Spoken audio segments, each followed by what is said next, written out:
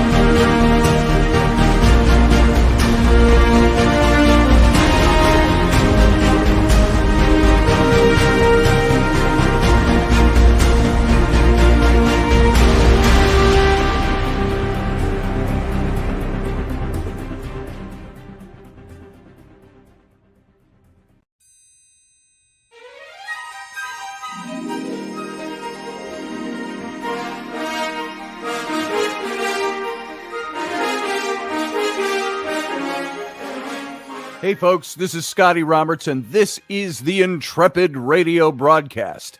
I've been broadcasting for about 20 years now, covering such topics as science, politics, the paranormal, weird science, weird world history, archaeology, and the paranormal. Everything from ghosts to cryptids to creepy things that go bump in the night. So every week I bring you 3 new episodes. Come and join my channel and also be a patron to this site. So see the details below, and we'll see you here.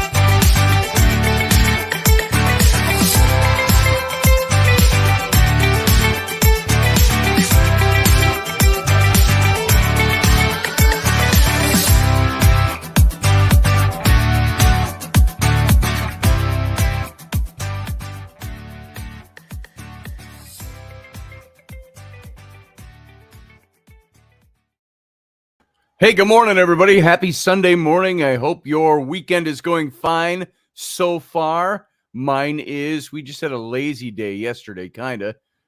Hey, by the way, this is Scotty, and this is not Intrepid Radio.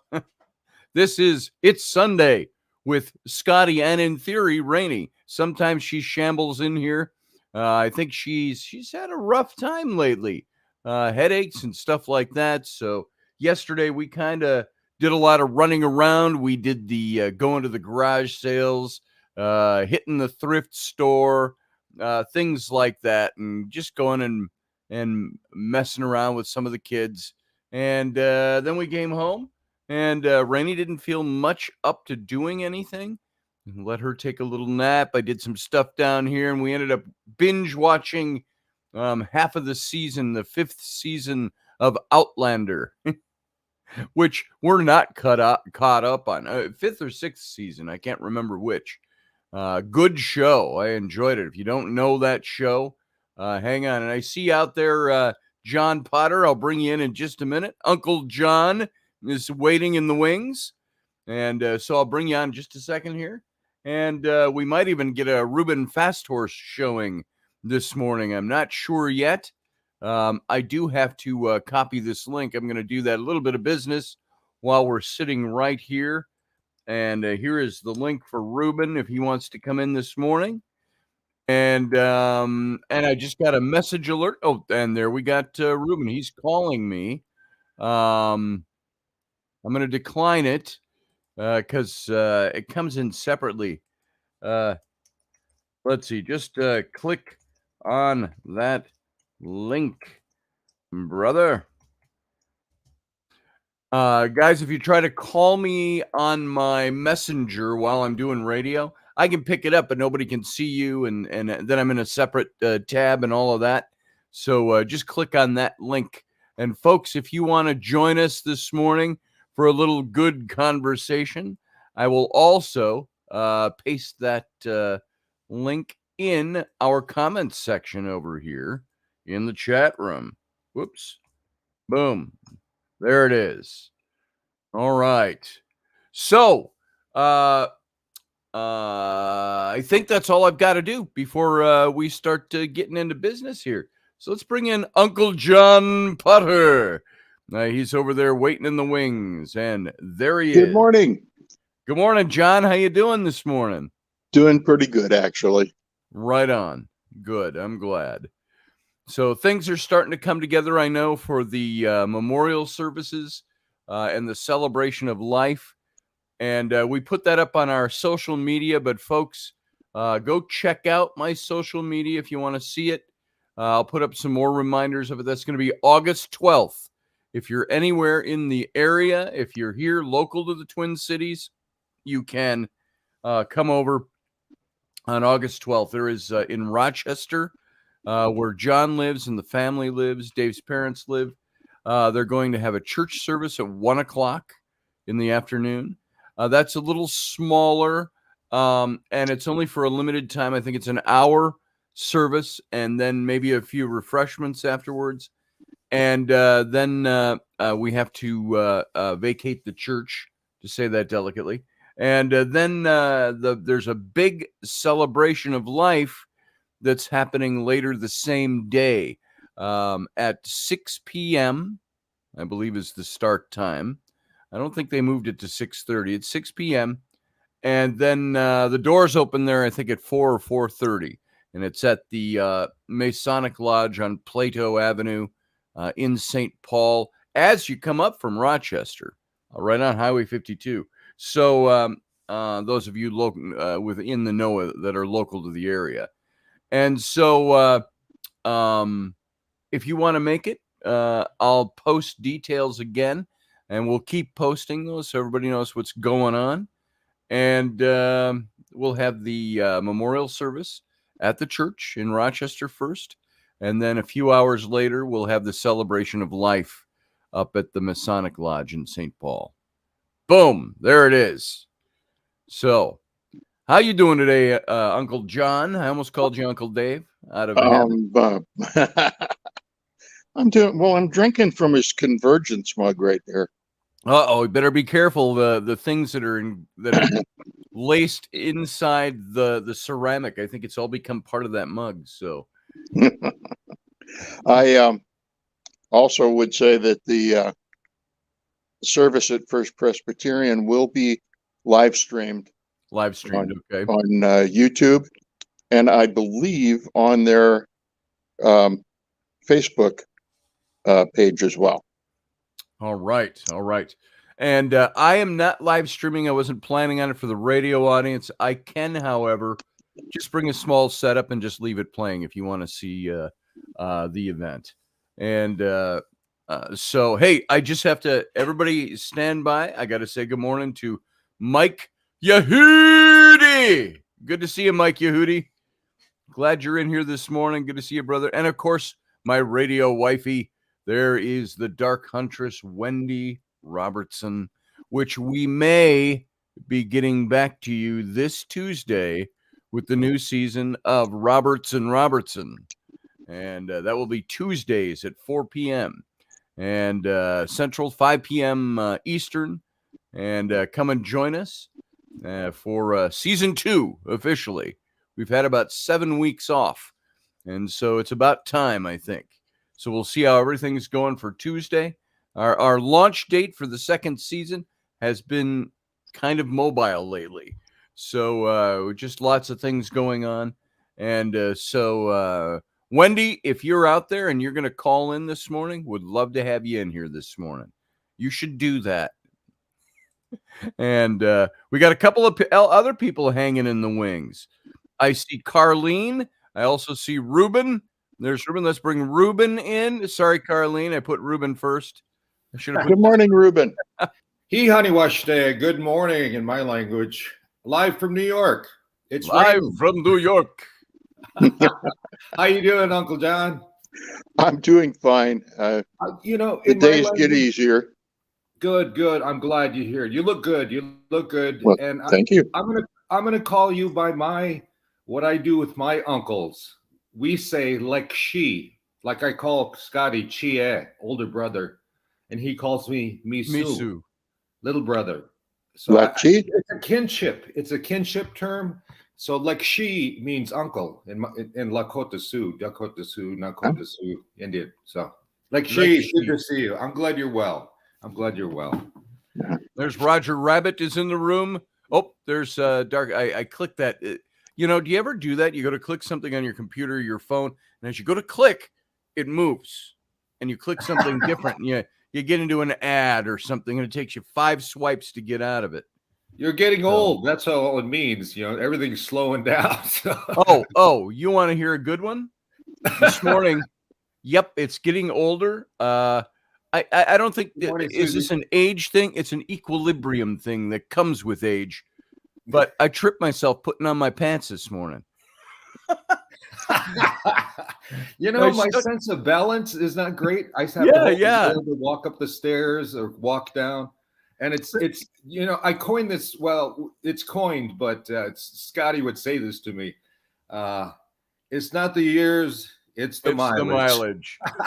Not the years, honey. It's the mileage. Yeah. I did something where I'm pulling on. I always pull on my pants. If you think about it, I pull on my pants with my right leg first. And so I stuck my bare foot into the pants, pull them on, and I caught the backside of the pants and pushed them down into the leg because I was putting all my weight on the right to push my leg into the pant leg. And, whoop, whoa, down I went. I'm glad I didn't break anything, so I'm good. I'm glad you admitted that because it happened to me too. So it's just it's so human. It is, and I don't remember ever tripping myself when I was 19, pulling on my pants. So I think that's a new development. The older I get. So anyway, yada yada yada. We got Carlene hanging here too. I want to bring her in before she gets tired of waiting. So here we go. There's Carlene. Oh, I'm fine. I'm fine. I'm just listening. And Ruben, did you get all the flooding we got? Oh gosh, where are you at, Carlene? We're in Vermont and we're getting hammered again. We have tornado warnings for today.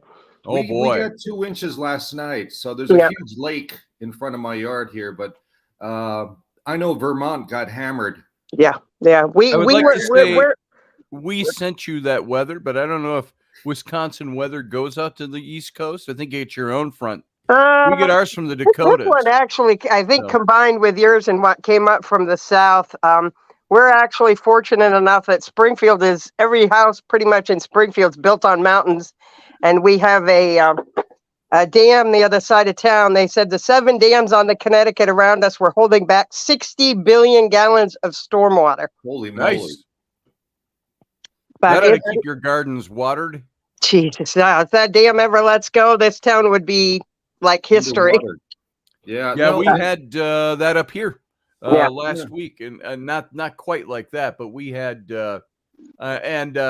John, did you get this in Rochester too? We had all those heavy storms this earlier in the week, I think it was, or last weekend, and we had a little basement flooding here as a result of it. Oh yeah, I remember you said that. Yep. Darn near tornado looking weather. It was green. The sky was aqua and olive drab. Tornado weather. And Yeah. it was wild. So yeah, we got tornado warnings all over. We had them the other night. One actually touched down about an hour from us, and I'm like, yeah, they can keep it. Thank you. Yeah. It's weird for me. I'm from the Dakotas, so you're going to see tornadoes, sure. But here in New York, they're getting watches and warnings in different parts and places. It's kind of odd. I've never thought of being in the mountain range or in the woods. But I was thinking, Scotty, with the lake effect too. Everywhere I've been to Milwaukee, Chicago, Grand Rapids, Sault Ste. Marie. I've been to Cleveland and Buffalo, and they get hammered with those. They get hammered with those. The lake effect. It's not the rain. It's the winters are terrible. It's just the winters. I hate the winters. I lived in Detroit. I lived in Detroit for a year and a half, and we had that lake effect. And in the winter time, you'd get a little tiny bit of snow, but then you get that sheen of ice was all over everything. And that's how I learned. This was many years ago. That's how I learned that you don't pour hot water on top of a frozen windshield. I thought, surely if I pour some hot water over this windshield, it will melt that sheen of ice, because you couldn't even scrape it off. Yeah. And so I poured hot water on it, not boiling, just hot. The whole windshield just split. When I was living in Eveleth or Cloquet, Minnesota, up there by Duluth. I took a pan of water outside one time. It was like 10 below. And I took a pot of water, hot boiling water, and I threw it, and it just and then it turned to ice in the air. Yeah, they were doing that up here in Vermont. They were posting videos, and I'm like, I ain't going outside.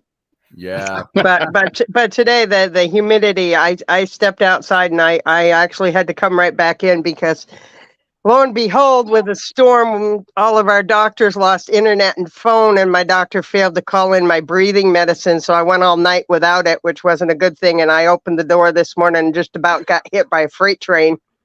So it's going to be a rugged couple of days. I cannot wait to say goodbye to New England.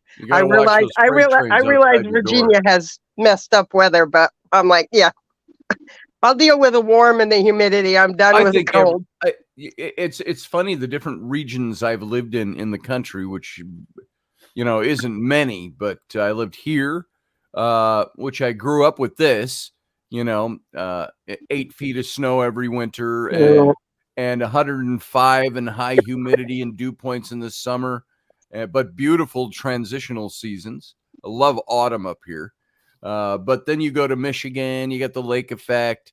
You go out to Virginia. You had a little bit of that frozen stuff going on, but it wasn't quite as bad. Every segment of the country seems to have their own weather system that seems to repeat itself.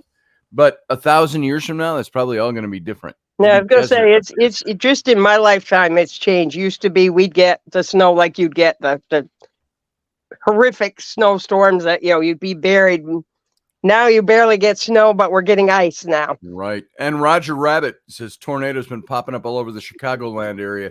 Well, you're not far from us. You basically have the southeastern part of our weathering pattern down there, Roger. It's because you're only about 5-6 hours by car from here. So it's really crazy. Speaking of weather-wise, it's a full week in Tucson, Arizona.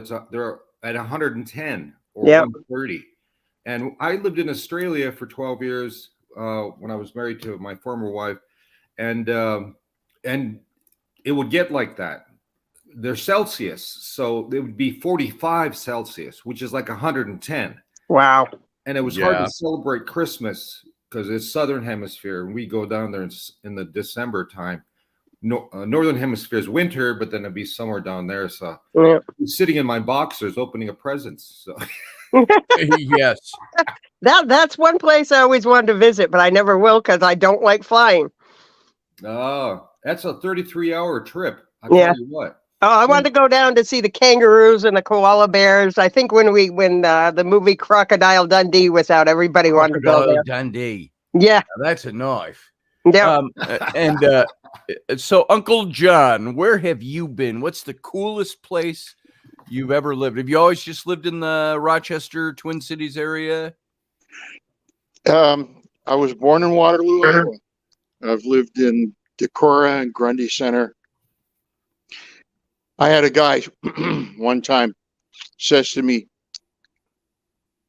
"Oh, you're from Iowa, are you?" I said, "Yeah, I know where Dyke is." And he kind of looks at me. Yeah.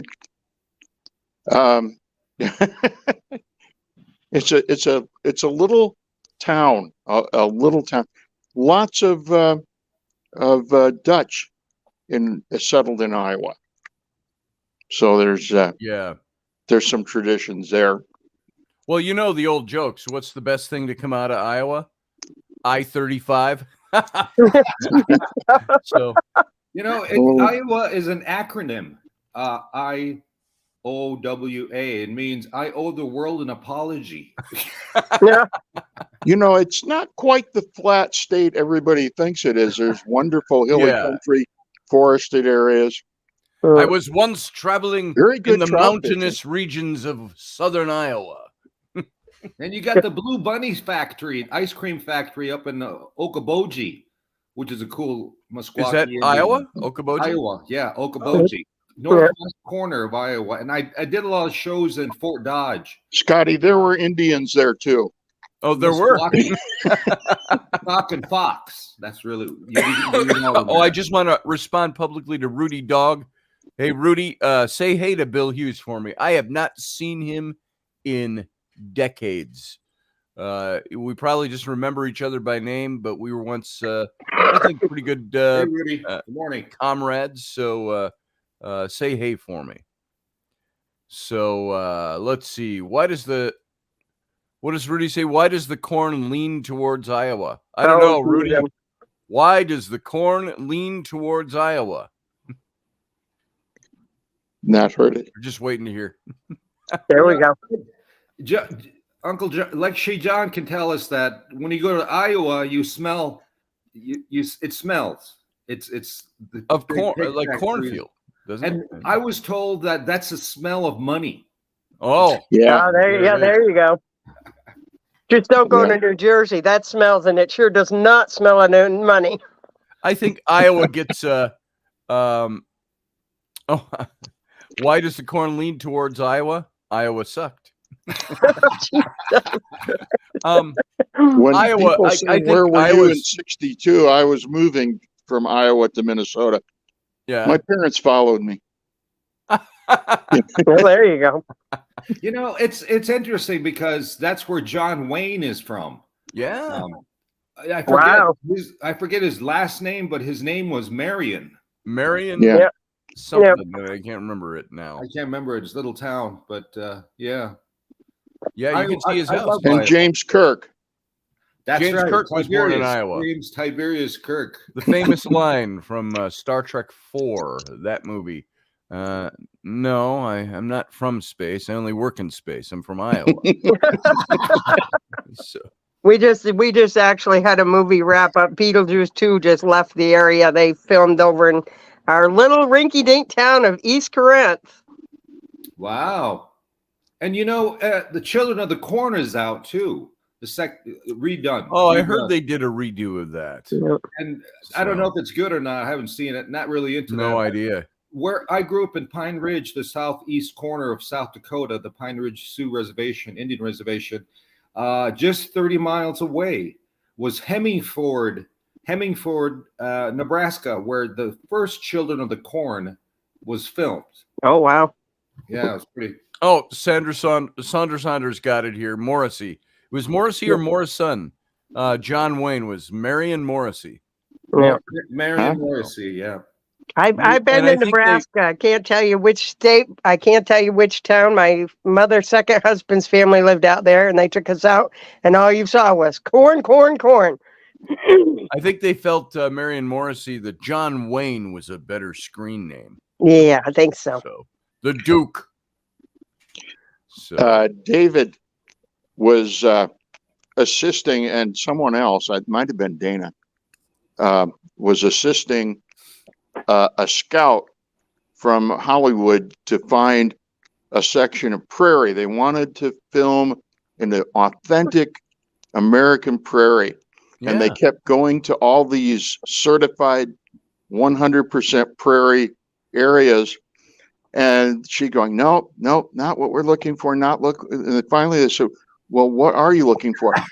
Prairie, long, waving, golden, grass. And you want wheat fields. Wheat fields. Yeah. Dave and I used to do some location scouting. I don't remember what project this was for, but I was out with Dave. We were driving around St. Paul, and we were looking for locations that looked like, of all things, looked like medieval England. And not medieval, Renaissance era, 1500s, 1600s, Tudor era. Yeah, and so we went through some of these neighborhoods. I think we went up into the Kenwood area, which is a little south and west of Minneapolis, downtown. You can see the Minneapolis skyline, but it's the old, very wealthy part of Minneapolis that has the old mansions. And we found some very Tudor-looking mansions. One with that looked like, I can't remember if it was actual. It was not thatched the way they did it historically, but those roofs that look like they're thatched. They look like straw, and they come and they kind of curve down, and they're all shaved off at the ends as it curves around the eaves. And we found a place like that with all the beams in the plaster, and it was a mansion. I mean, the place was probably worth millions of dollars on today's market, but we stopped there and we thought we should go knock on the door and ask them if we could talk to them about using their backyard for a location for a duel or something outside of a Tudor mansion. And we went to some, there were other things in the movie that required, this might have been for Shoot the Moon. I don't know, that movie, which they filmed. And he and Dana worked on that. I had a small bit role in that. And as a car dealer, back in the 1920s or 1930s, I think it was. And but we had to find a brownstone. I had to find a brownstone, like the brownstone apartment buildings you see in New York City, and it had to double as New York City. And there's some in St. Paul, this line of old brownstone buildings, with the front steps going up with the railing and all that, and it was fantastic. And if you took it at the right angle, it looked like one of those brownstone, and it had the little trees out front, that it was autumny, and you could it looked like downtown New York. You could sit on the stoop. You could sit on the stoop, yeah, and it's in the Bronx. You're in the Bronx. Scotty, one of your daughters, I forget, Bree or Abby, once told me, they said, yeah, you look at St. Paul, it's got beautiful homes, contiguous kind of feel, but it's the roads are all messed up. It's like a lot of drunk Irishmen. I think that was a Jesse Ventura line when he was governor of the state of Minnesota. Yeah, it looks like St. Paul was laid out by a bunch of drunken Irishmen. So he said he got in trouble for saying that. And he's like, I don't care. I don't care what you think of what I say. That's right. I forgot Jesse Ventura was governor. But I remember the saying was, our governor can beat up your governor. Our governor can beat up your governor. Yeah. I didn't agree with all his politics, but I liked him. And I remember he was running back in the early 90s, I think was when mid-90s, he became governor. But I remember them showing, and I mentioned this in one context on this show once before, how he was up in Eveleth, Minnesota, which is you're way up north there, up north, Minnesota. And Hockey Hall of Fame town. And he's walking through the downtown, and there's crowds around him. The news is filming him, and somebody's heckling him from the crowd. And the news story was about this incident. they're heckling him from the crowd. And you see him, kind of little head and shoulders above the people walking around him. And he looks back over at the heckler and he goes, "Yeah, well, I don't need your vote, asshole." And so I thought, I was almost right there. So I don't care what he stands for. I'll vote for him because he actually will say something like that. I recall that the people doing the polling were asking if you were going to vote for the Republican or the Democrat. Right. And they'd be told, "No, we're voting for Turnbuckle." And they go, "Well, which are you really voting for?" And they ignored the people who told them they were voting for. And so on election night, when he won, everybody's going, "Well, how can that be?" But the polling was all set up. That's right. To ignore him. That's right. I did find that a really great 4 years. He turned Minnesota politics upside down. I enjoyed him as governor, to tell you the truth. A lot of what he was doing, but the fact that neither side knew what was going on. Yeah. Made me happy. Wasn't he the governor that started I don't know if he started it, but he worked on the light rail, did a lot with light rail up here, and which is still going now. Yeah. So, what else did he say? Oh, I saw somebody say something. Some far leftist type. Oh, it was George Takei on his Instagram said something about ignore the third parties because they'll only get you. And he used some derogatory for Trump or something. I can't remember what it was. And I thought, are you really advocating to keep Joe Biden in office? I don't think the left wants Joe Biden. I think they want the system that's running Joe Biden. They for some reason they like that. And so I'm not sure what it is. It's like we're anti-Republican at all costs, or we're anti-Democrat at all costs. I'm for the best person for the office. Whoever's going to get the job done and do the right things. You're never going to please everybody all the time. You're going to have this side go, "Well, yeah, I like him, but he did this and this and this." And this side, "Yeah, but he did this and this and this." It's like, you know what? You're never going to find the perfect candidate. No. What you're going to find is somebody who cares about whether or not the country runs right, whether we present a picture of strength to the world. I think these are the things that matter for the presidency of the United States. Whether we believe the president has actual power or not, he does. I think it's the picture we put forward to the world. And that's the way most people, 99% of the world out there perceives the United States by its leaders. And you look at the leader of Russia. What do people think of Russia? Because they look at Putin.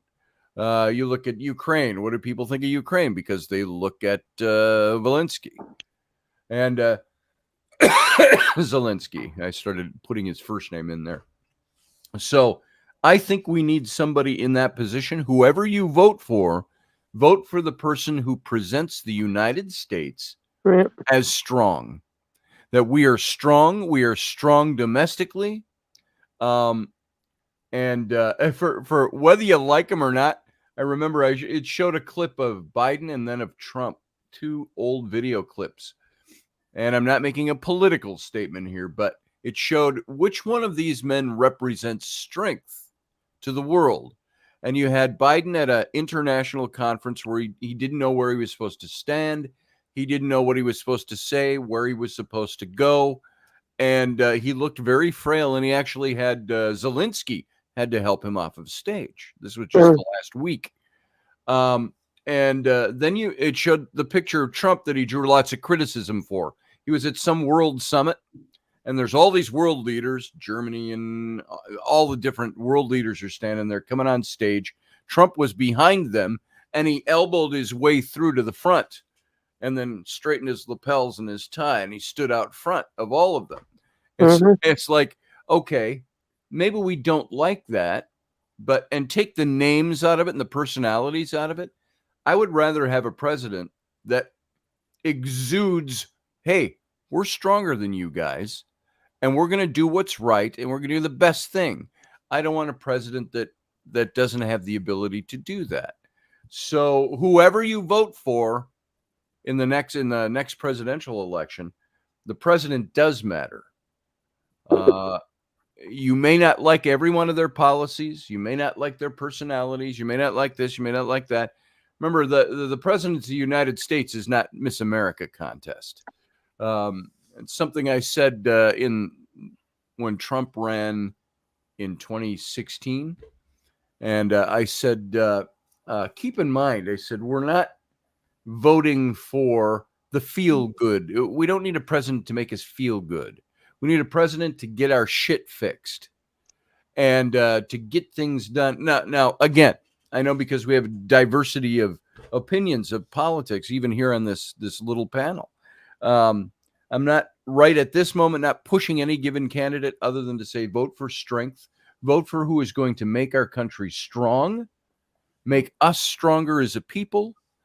And it is important on the world stage to promote strength. In this world, if you think we don't need strong leaders out there that are helping do things in this world that are better for the world, and not just the world, but the United States president should be the person that is saying genuinely, America is first. You know why? Because this is my country. I'm the president of this country. This is us. This is who we are now, in the now, and we have to be strong. So I would highly suggest that whoever you focus your energies on, focus them on the person that's going to bring the most strength to the country. And as far as third parties, I'm not against third parties. I'm not against that. But when you have vital elections, I think you have to be really careful to not step out into those third parties, because what do? You end up watering down. One of the big two parties is going to win anyway. Very rarely did you see independents win or the Green Party. I haven't seen them hold office yet. But if you vote Green Party, where's your vote go? It doesn't go to one of the two parties that is going to win it. You go, well, that's my protest vote. Don't vote protest. Vote what's going to work for the country. And it doesn't necessarily mean you're going to agree with everybody down the line. So I'd like somebody who also thinks that the people that live in the middle of the country are not stupid, uneducated people. They seem to have no concept that we have multimedia at our grasp. Right. And we know what's going on in the world. We may have different opinions, but that doesn't mean we're stupid. Yeah. Well said. Well said. Yeah. One thing I don't want a Harris presidency. Oh God, Lord help us all. We all better leave the country. I pray for Joe Biden that he remains healthy for 2 more years. I had a person one time who really didn't know me, but knew I was a conservative person, said that because I hated women, we'd never get a woman president. And I said, why would you think I would be against a woman president? I said, many countries have gone through really difficult times very well because of having a woman leader. And I named a number of queens, but my big one was Golda Meir. Oh, yeah. She had the weight of the world on her shoulders and did a wonderful job for Israel. At a very crucial point in Israel's history. I care about the programs that they want to do and their willingness to stand up for the people. Yes. Because it's the farmers and the welders and the transport people that really keep this country going. Amen. Yes. I like what you both said. Strength. Yes. and also women leaders as well. And as you were talking, like John, I thought of a woman that I thought was very powerful. You know, I'm younger than both of you, so my perspective is a little bit different in the sense of not understanding the system of the government as I do now. However, but I thought of Margaret Thatcher as a prime minister. Oh, amazing! Powerful. They called her the Iron Maiden.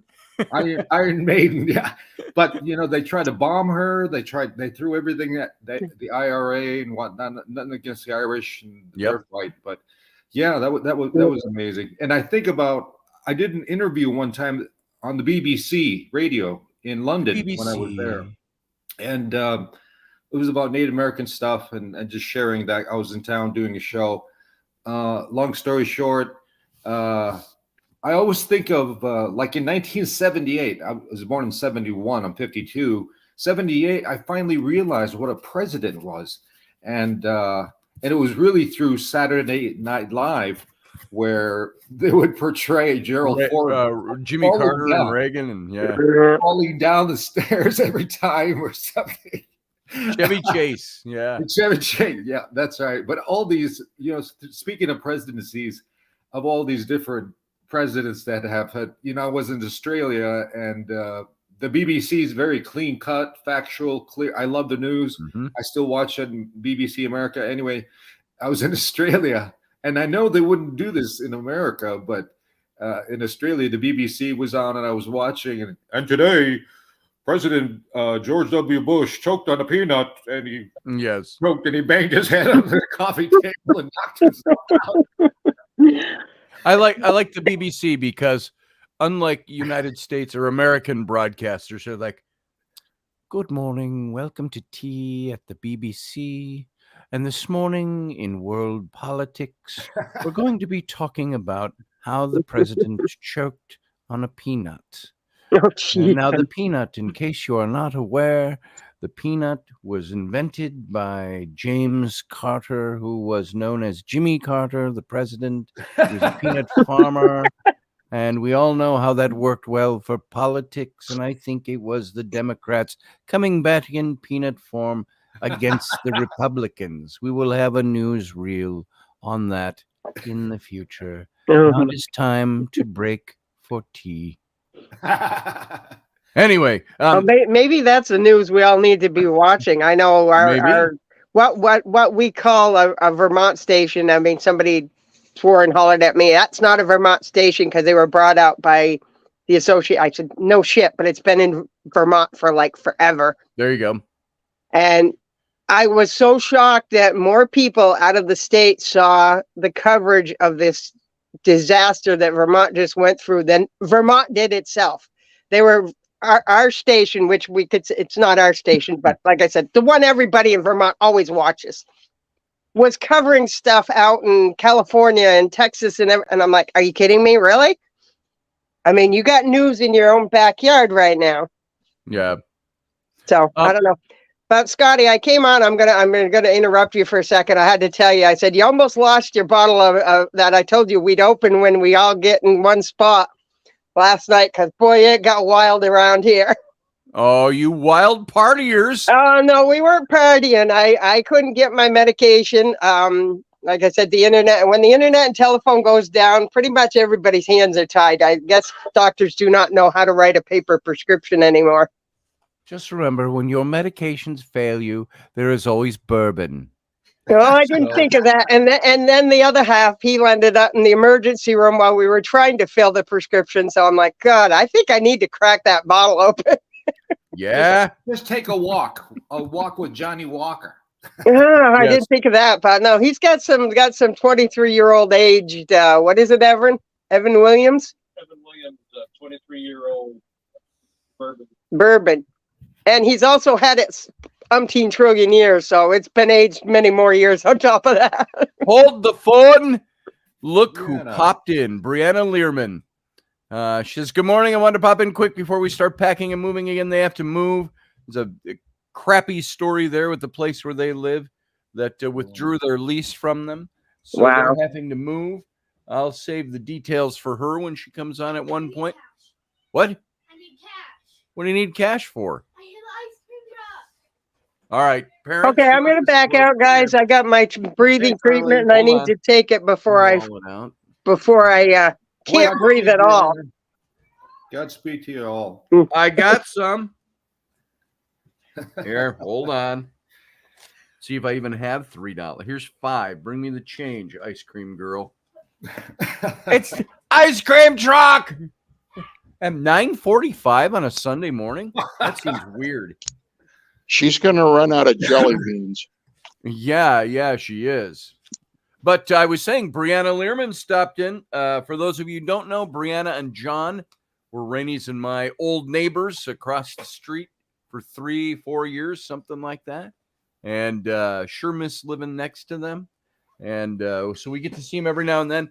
We saw John. We were in New Richmond, and we saw John at the Quick Trip yesterday as we were stopping to get something to drink for the kids.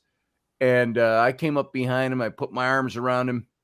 And he's a little shorter than I am. And I put my arms around him. Gave him a big bear hug, and we talked for a while. So, Bree, we've got, as soon as you guys get settled, and I offered, you guys have helped us move before. I am available if you need me for anything. And John has been a huge help to me. The last time we had to move, we did not ask him to help. I did not want to abuse them again. And we did it all. We got it all. But there was the one piece of equipment I needed help on. And that was the big Nordic track. That thing is like a tank. It's cool, but it's a tank. And so John helped me muscle that thing. And, but there you go. Well, you know, you're welcome. I love you, Bree. I love you, John. You guys have a good day today. Do your best. And I know it's a pain in the ass moving. I hate it. So I hope you have a good day. I'm glad you stopped in and said hi. Godspeed. So, and go ahead. We're just what Carlene was talking about. Yes. For medication and whatnot and yada, yada. And it got me thinking about how I love Scotch. Me too. Scotch. And the reason why I love it is because you introduced it to me.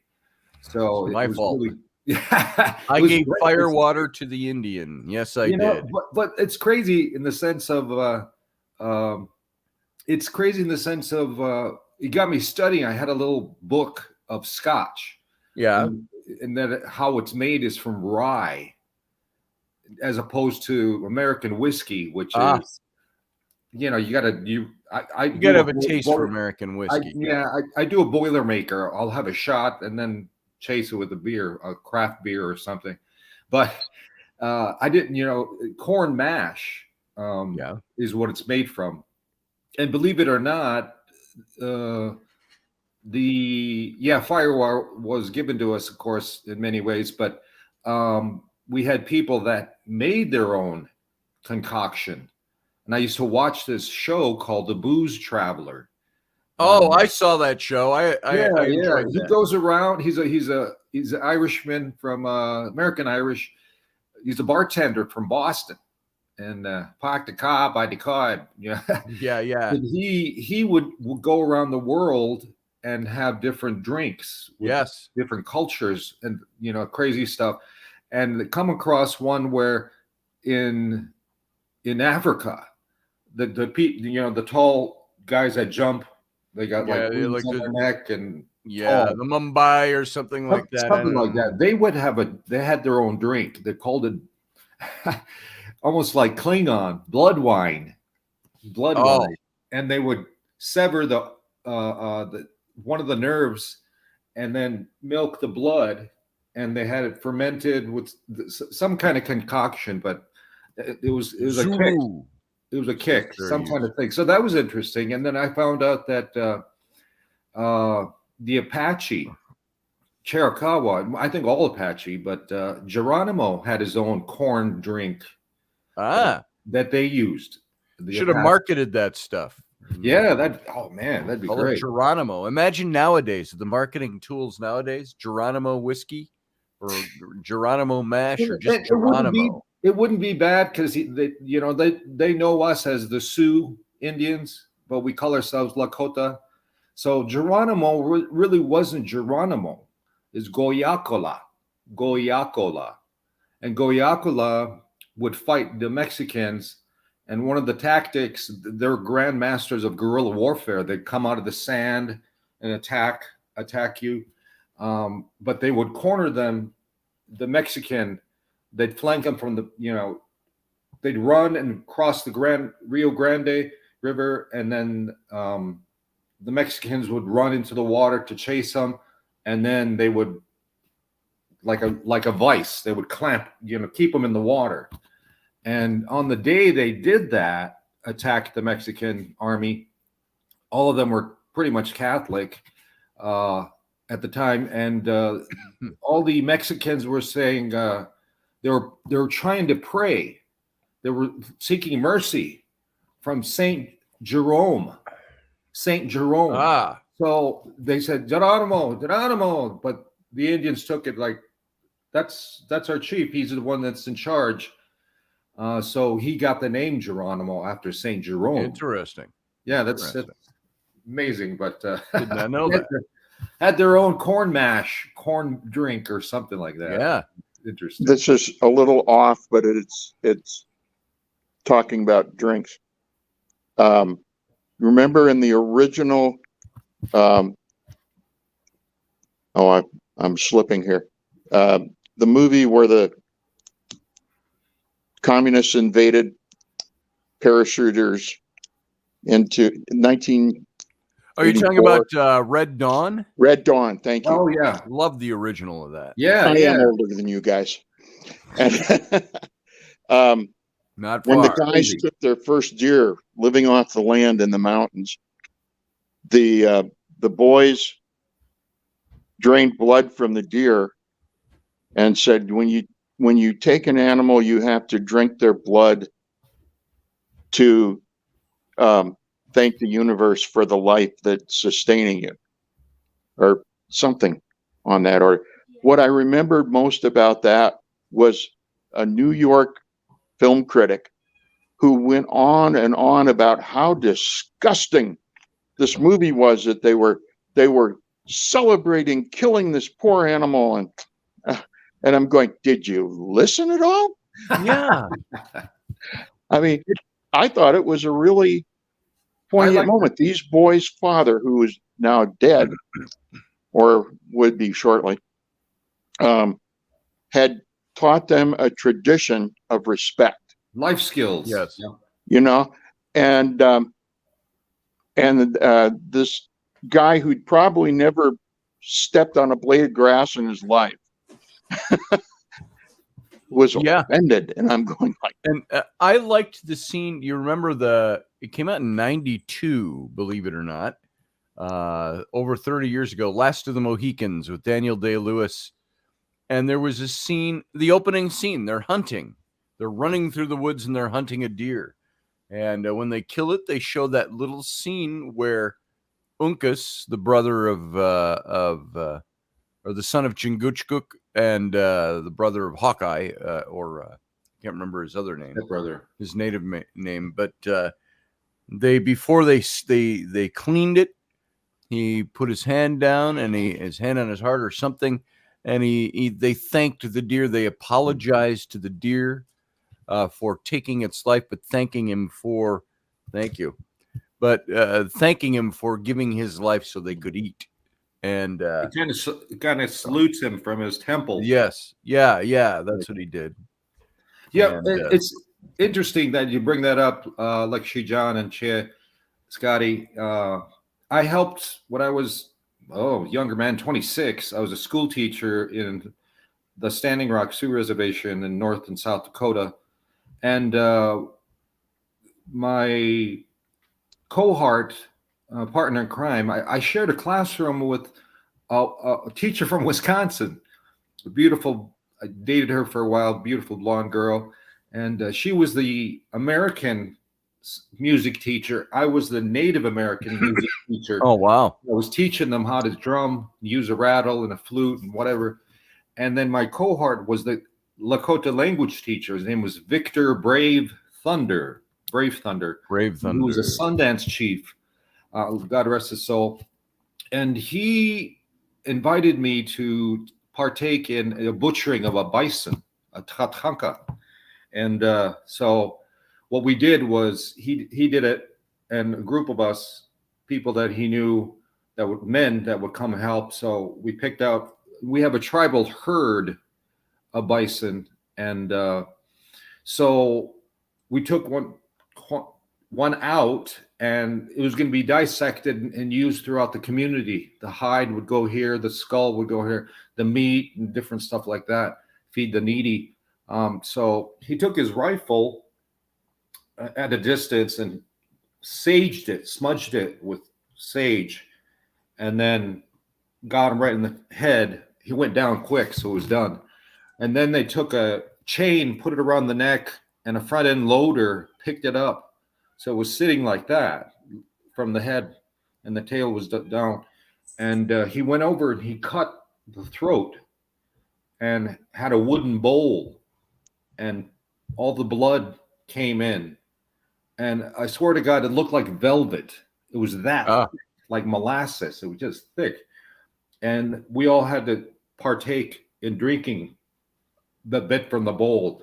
Sure. And man, I tell you what, that blood was like the saltiest thing I ever eat an anchovy. That's pretty much the equivalent of it. But it was necessary. I've never had the pleasure of drinking blood from an animal. So we butchered, and as we were cutting the skin, the hide from the skin, I could still see the muscle of the ribs moving. There was still electricity in it, I guess, in the body, where it was moving its muscles again. So I was just like blown away. But that's what that reminded me of. Thank you for sharing. Yeah. I am going to step away and get some warm coffee. If you two want to hold down the fort for 2 minutes, I'll be right back. I'm going to put my mic on mute in case there's screaming that ensues. And I already hear it up there. Now we can talk behind your back. By the way, you can get these fantastic mugs over at my Etsy page, etsy.com/shop/son-of-a-patriot. Being from the Dakotas, we have a saying like that. I take it from that movie Josie Wales with Clint Eastwood. Yes. And there's a line in there I love. It's seeing that cup, son of the patriot. Son of a I always patriot. tell people, I'm from the Dakotas. Yeah, there you go. I'm from the Dakotas, and you know what we have out there? And they say, what? They say, we got sunshine, we got sunflowers, and we got sons of bitches. Pretty much. By the way, this son of a patriot came from, I was doing patriotic t-shirts, and that's still up there at my Etsy page. But I did this little character here is supposed to be my ancestor. Oh, wow. John Robards, or William. This would probably be John or William Robards. I'm trying to think of which one he was. Second generation here in the United States, John Robards, and who was part of the colonial army. And so my family tree derives from the Robards, and we became Roberts down the line. So there it is. That's what son of a patriot is. I'm going to go fill this with some hot Joe. So I'll be right back. You two talk amongst yourselves. Awesome. Right, now we can talk behind his back. So I was going to ask you, Lakshmi, how did the services go? What exactly, if you can share the details of Dave's? Our service for Dave and for we'll also be talking about Steve. Will be on Saturday, the 12th of August. Right now, I'm sharing a room with Dave. He's quieter than usual. I apologize because it's not polite to talk about the dead, but he's still very much alive. I was going to say, I don't know how dead he is. He lives in my heart.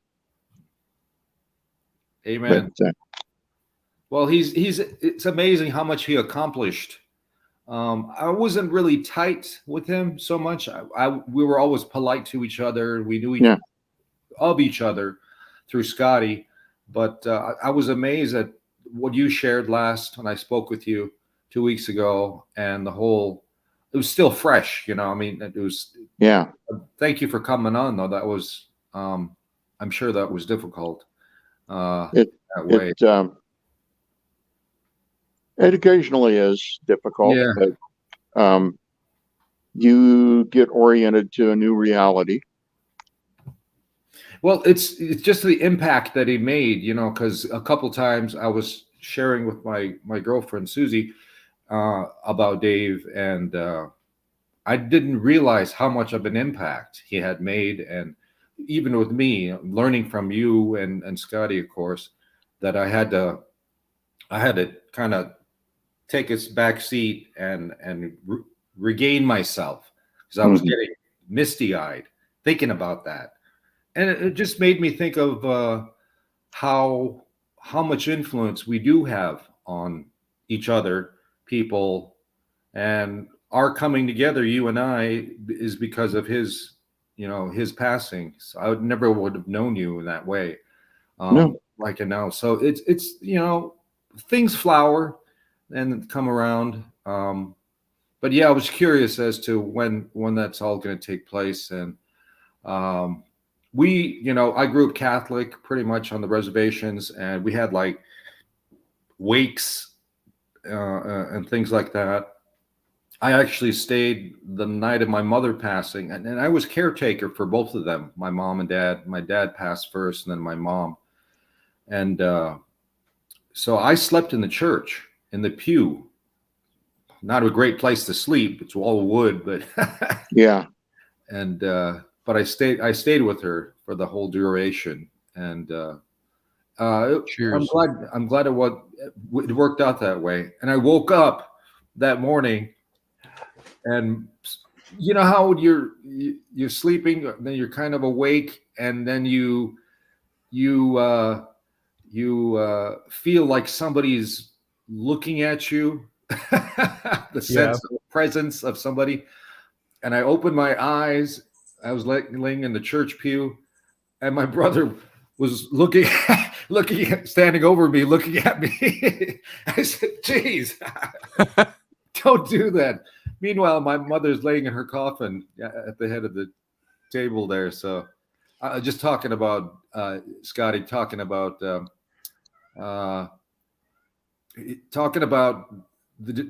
arrangements for David's ceremony. So yeah, I hope you can come out.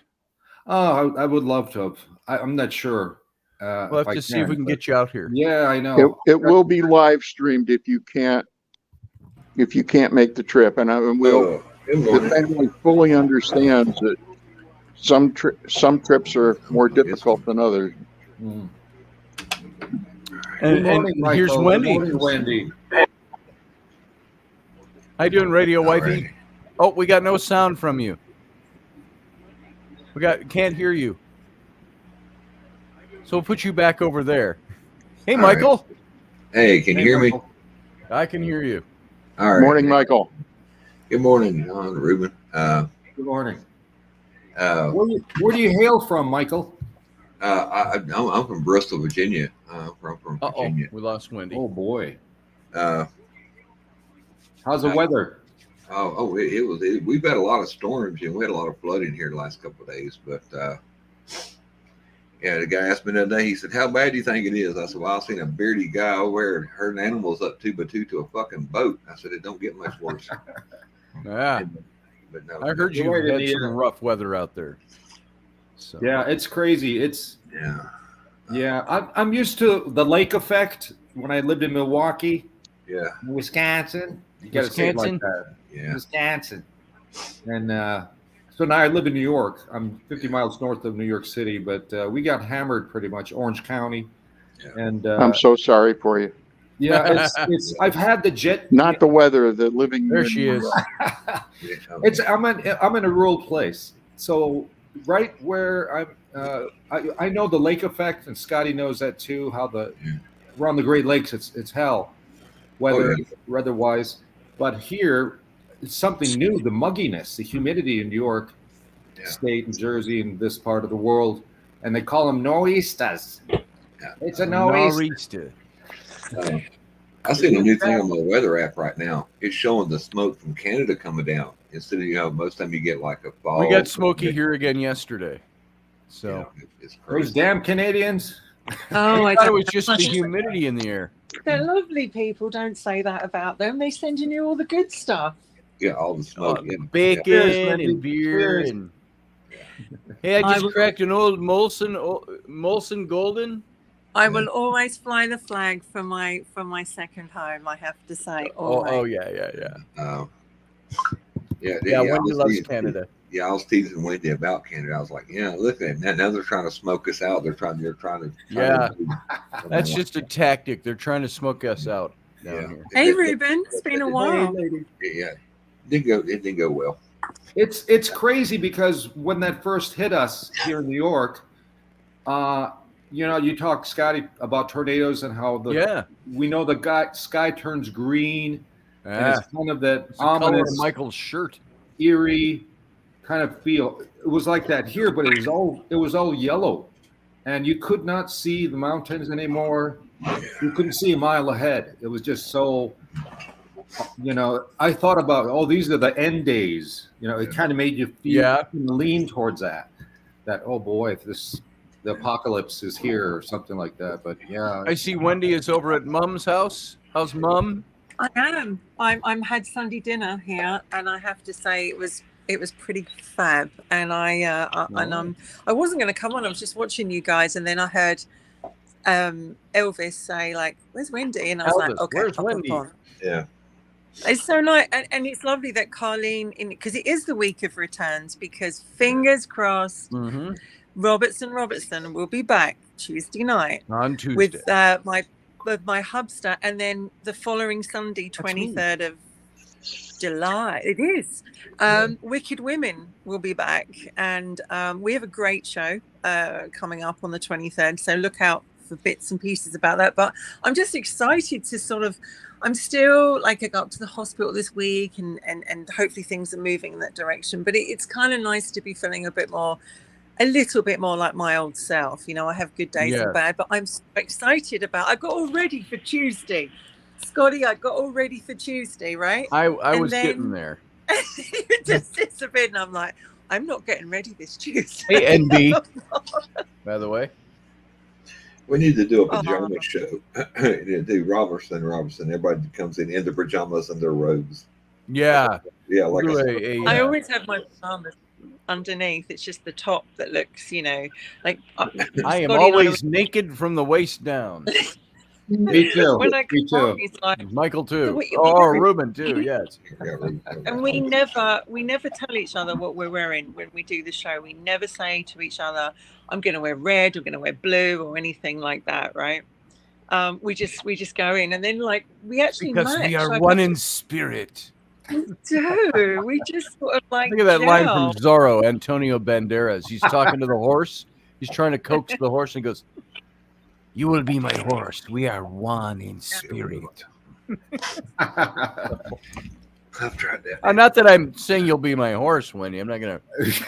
Well, wow. Entendres about riding you come to mind, but I'm not gonna go there because I'm not comparing. Goodness. Oh my you goodness! naughty Seriously. Never. Bada boom, baby, bada boom. Speaking of boom, and I heard that you were talking about my former Prime Minister, Mrs. Thatcher, earlier on, right? No, I have to say, I wasn't keen on everything. I wasn't keen on everything she did, but that woman knew how to put men's testicles in her purse and take them with her, right? And I got to admire a woman back in the 70s, late 70s, coming forward and doing that. Yeah. Yes, she's got balls. Yeah, she got her own. She would just get a man's testicles, and she would get them in a vice, and she would just. Yes. She would just. I'll be right back. But I think that the problem is now we have a prime minister that just wants to be liked and accepted by everybody, and nobody voted him in anyway. And that's the big problem with politics, especially in the United States. Oh, we want a president who cares about the way we feel. It's like, that's not what a president is there for. It's nice to have a president who cares. It's a nice fringe benefit. That's not the job of the presidency. You know, I got a shirt somewhere that I need to dig it out. I had so much blowback when I wore it, but it said "fuck your feelings," and that that's what that's what it should get back to. You know, business is business. Your feelings is your feelings. Well, that's like the quote I used to like to say when talking about a lot of politics or history is that facts don't care about your feelings. No, facts are facts. They're amoral, non-feeling things. They are the items that make up our history. Now we can apply feeling to them. We can apply emotion. We can apply morals to them even. But facts are not morals. Facts are not values. Facts are not feelings. Facts are just the black and white. It's like the science of history are the facts. Yep. The fact is this man committed atrocious actions. The fact is this country did wonderful things for its people. The fact is this leader was good. The fact is that leader was bad. And which brings up the conversation, which I know we've broached this here before. That's a big word. Ad hoc kind of, but that whole idea of, so somebody say about Hitler or people like Hitler, where are they now? What kind of, we talk about Uncle Dave having passed and where he is and where he's going. Where does somebody like a Hitler go? What if that theory that's put out by many people that say you choose the kind of life you're going to lead and then you go live it and then you die, you go back, you choose what you're going to do this next life and so on and so on. Well, if there wasn't a Hitler, there wouldn't have been, if Hitler hadn't come, there wouldn't be the world as it is. It wouldn't have united. So his job, if you look at it that way, his job was to come down and do obviously the most terrible things. And I don't praise Hitler. I don't have any praise for him at all. He was an atrocious man. We want to say he went screaming into the fires of hell, if you believe one certain thing. But was he a soul that said, in this life, I'm going to do this? Yeah. And then when he finished that life, did he go, whew, I'm glad that's over. Now I'm going to go do this thing. I'm going to go do something completely different. And I'm just speculating, but in a sense that, is this a soul that is wicked and evil and demonic? Was he demented? Was he demented? You know, you think of demonic. Was he possessed? Was he a twisted psychopath? Was he mentally ill? Was he a soul that made a choice? And then does he have a choice to redeem that in the next life? I don't know.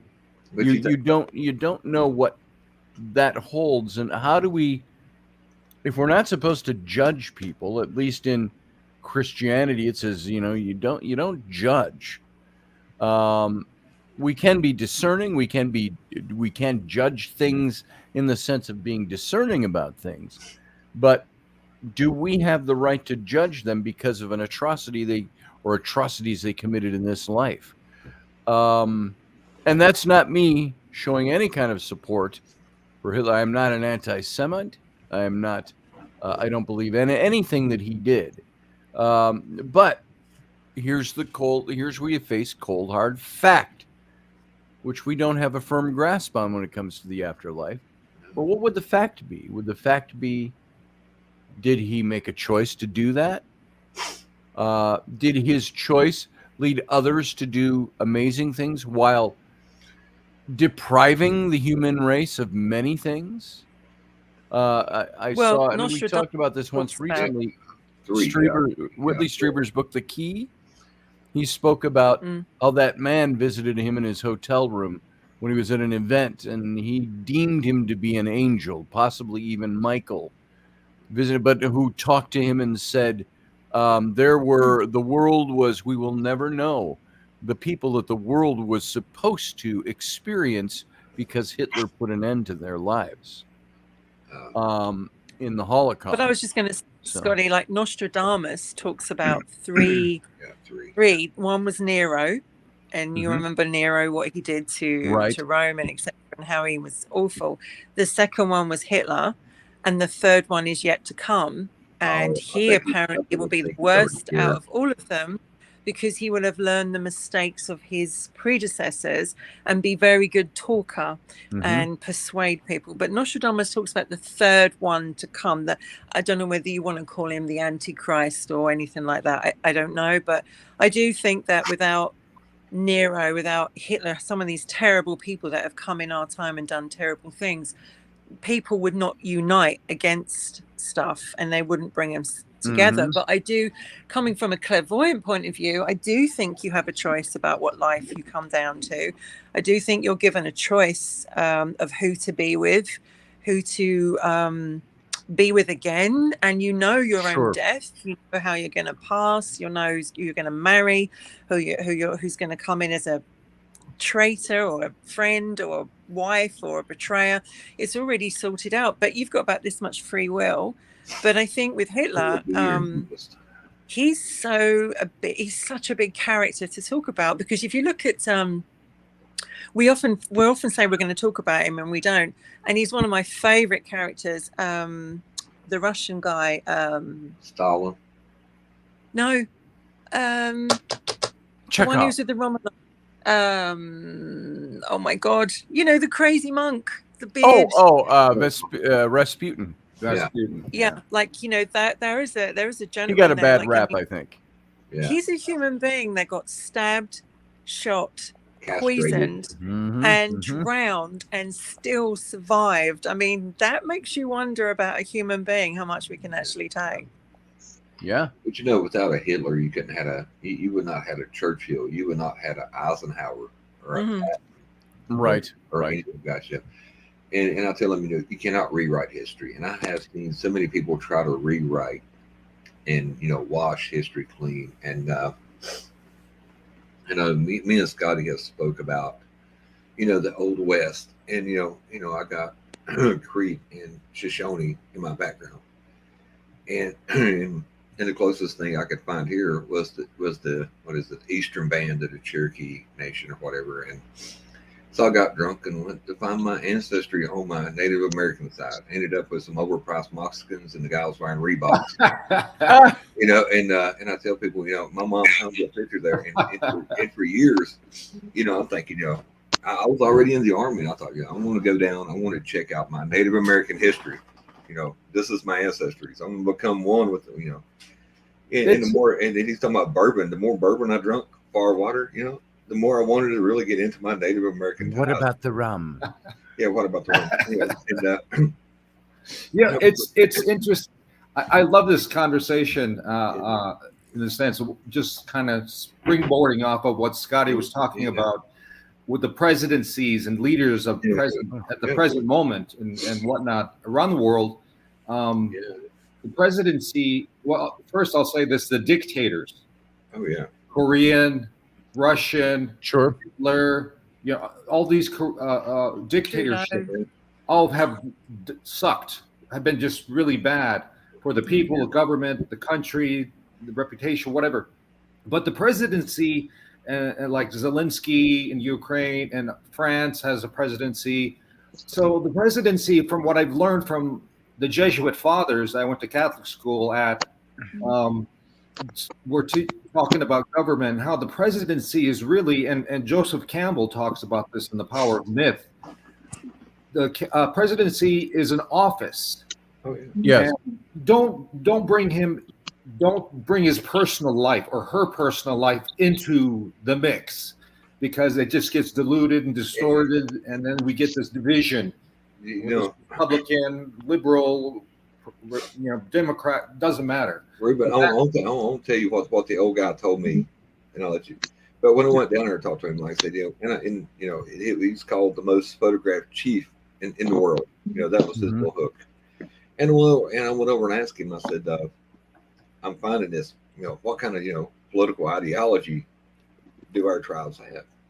He said, oh, no ideology. It's two wings to the same bird. He said they work hand in hand.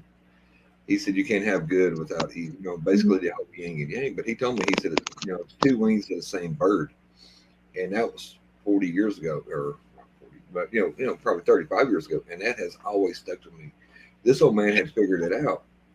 If they want you to go left, they push you farther right. If they want you to go right, they push you farther left. And like you said, then they start bringing in all this other stuff, the whole smoke and mirrors type thing.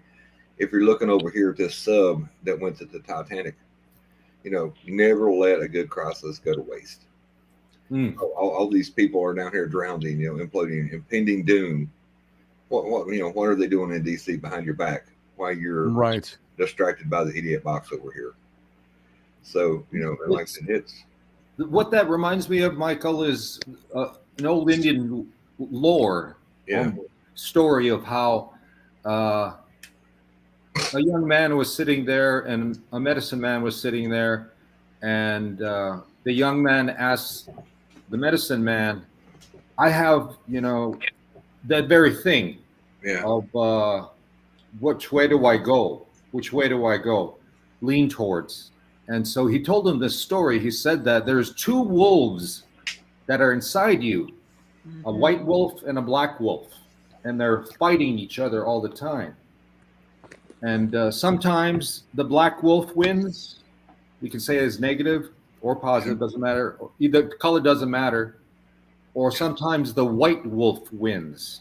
Right. But like Wendy said, it's about choice. The choice is, I think, vital. There's always choice.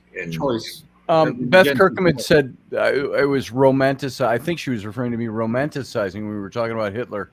That's the problem with people and facts, she says. There's something that causes us to soften the most heinous of evil behaviors. Now, I will say this. I never soften anything that Hitler did or was responsible for, or that his Reich did.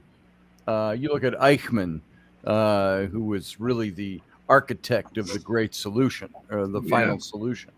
I don't water down anything they do. I don't romanticize. I don't change history. History is facts. Facts, this is where I was saying. If you take the morality out of it, the emotion out of it, it's a series of facts. These are the things that happen. We ascribe morality. We ascribe virtue. We ascribe our feelings to it. But as far as somebody like a Hitler goes, I don't water down anything he did. I'm talking about his soul. What happens to his soul? And that's the question I put up. And it's highly speculative. No way to answer that. No, for sure. He still has descendants out there that have changed their last name. We lost John somewhere along the way here. And, but Hitler, we will ascribe him to the fires of hell. That's where we want to see him go and suffer for eternity. Is his an evil soul, or was he? See, this is where I say we get these belief systems that we like to follow. Well, we get to choose this life, but then it doesn't work for us on certain people. Well, except for him, he was evil, pure evil. So he gets to. Well, what if he chose that? Now, does that make then his soul? Does that turn his soul evil? Is he an evil spirit to begin with? Is he the spirit that was put in place by, you could say, the originator, the creator? Does the creator ascribe certain personality, or not even personality, certain aspects to a spirit or a soul that says, this is the kind of spirit you will be and the influence you will have throughout time on human history? Is the soul of a Hitler, the spirit of a Hitler, something that was the spirit of other people all through history who've committed atrocity and evil? They are there for that purpose, to be evil. It could go back to the butterfly effect. Yeah. Butterfly flaps these wings over here. There's a tsunami in Japan. Because, in World War One, when Hitler morning, guys. Morning, Wendy. Morning, Mike. Morning, Scotty. That's a guy that had him in his sights. He didn't pull the trigger. He let him walk. He showed mercy. And what did the mercy get him? And he said, and I'm with Wendy. I'm saying, I think we have made our contract with the great beyond. This is what we want to do. And I always like to think of somebody like Hitler and Little Nicky, where they showed him going to the pineapple cabinet, and when I forget the guy who played the devil was like, Oh, this one? Oh, no. This one? No. Then he brings up the big pineapple. He's like, bend over and shows the pineapple up his ass every day as punishment. And I'm thinking, but and Ruben was talking about the two wolves. I wear both of mine. And like I said, and I've had really, really long conversations, with where do you want to be? When are you going to leave this one behind and become the other one? When are you going to become the mentor and not the other stuff? So yeah. Yes. And by the way, I have to say to Brianna, you guys really ought to you should get your DNA done. I think it's an interesting thing to, if nothing else, it is just for interest's sake, you find out what are my bloodlines. Rainey has done that. She's gone even further with her DNA and found they've got where they can pick up the certain, I don't even know what to call it, the certain strains you have medically, physically, what kind of... Right. 23andMe, because Rainey has done that one. And 23andMe, and apparently in my 23andMe, it says I carry one of the genes for cystic fibrosis. And I would never. I mean, I didn't have children, but apparently I carry the gene for one of them, not both. But just remember, Scotty, we did a show on Satanic Hollywood. Do you remember? I do. And we talked about that we would come back and look at. Thank you, Beth, by the way. Thank you, Beth. Satan and the devil and everything to do with that. And I still think that would be a really good show because he's one of my favorite people. Lucifer, the difference between Lucifer and Satan are very, very different. And when people talk about going to the fires of hell and stuff like that, what if there isn't any fires of hell? Dante's Inferno, What if there isn't? What if there isn't a hell, but it was brought up? No one has actually been there and come back and said, actually, I went there. We've had near-death experiences and people have said this, but nobody knows for sure. No, they know. And that's the problem with all of this, is we have no way to really define it. It's what we choose to believe. It's thank you for sharing that, Wendy and Scotty, of course. And Matthew, welcome. Yeah. Good to see you. Lakota believe there is no devil. There is no hell.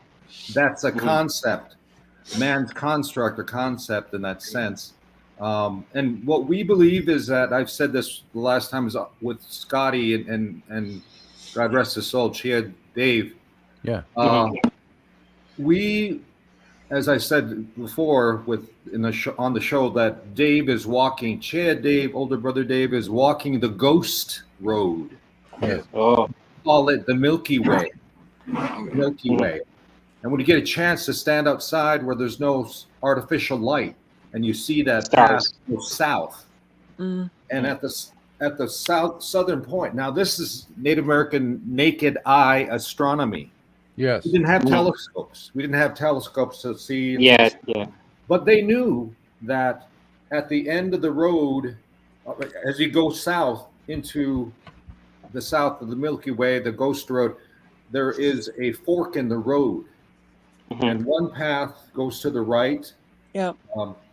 And then another path goes longer, but the right one is a short road, and there's an old woman that sits there, and she checks your hand or your temple for a tattoo. I don't know what, but if you have that, she'll ask you, Wendy, were you a good girl? And you say, no, I was naughty. You lie. And they'll say, then you take the left path. Scotty to actually you lie, and she'll know. Before you even answer, what are you going to do? So she'll say, take the right path, your right path, and you go, and then you fall off back to earth in the form, reincarnation. And if you don't lie, and I did my best, I tried hard, she said, take the path to your left, and then you go into the beyond. We don't know, like Scotty's saying, is it nirvana? Is it happy hunting ground? Is it heaven? The happy hunting grounds. Yeah. But it depends on what your faith tells you, what you choose to believe, because there is no here I'll give you an example. I put up a post the other day because I had heard I think it was Russell Brand that said it. he said something about, he said, for those of you who have a belief in God, he says, maybe now is the time to start showing that you do. And he wasn't promoting any particular religion. He said the problem with most people, he says, that say they believe in God is they don't act like they do. And a friend of mine, a dear friend of mine, somebody I love, said, I've known this person for almost 50 years when you think about it.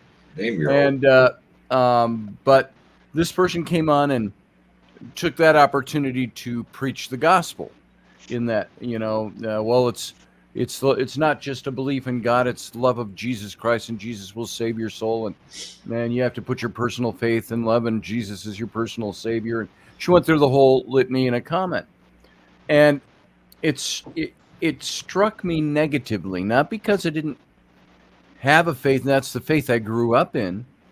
It was one of you're taking an opportunity to rotely preach the gospel, when that's not what the post was about. It was about belief in God. It was about a belief in, and the reason I react that way is because, and I'm constantly asking God to clarify things for me, which he won't do. He or she or it, God won't clarify. God's not going to come down and go, okay, sit down. Let me have this conversation with you. I'll tell you what to believe. He doesn't do that.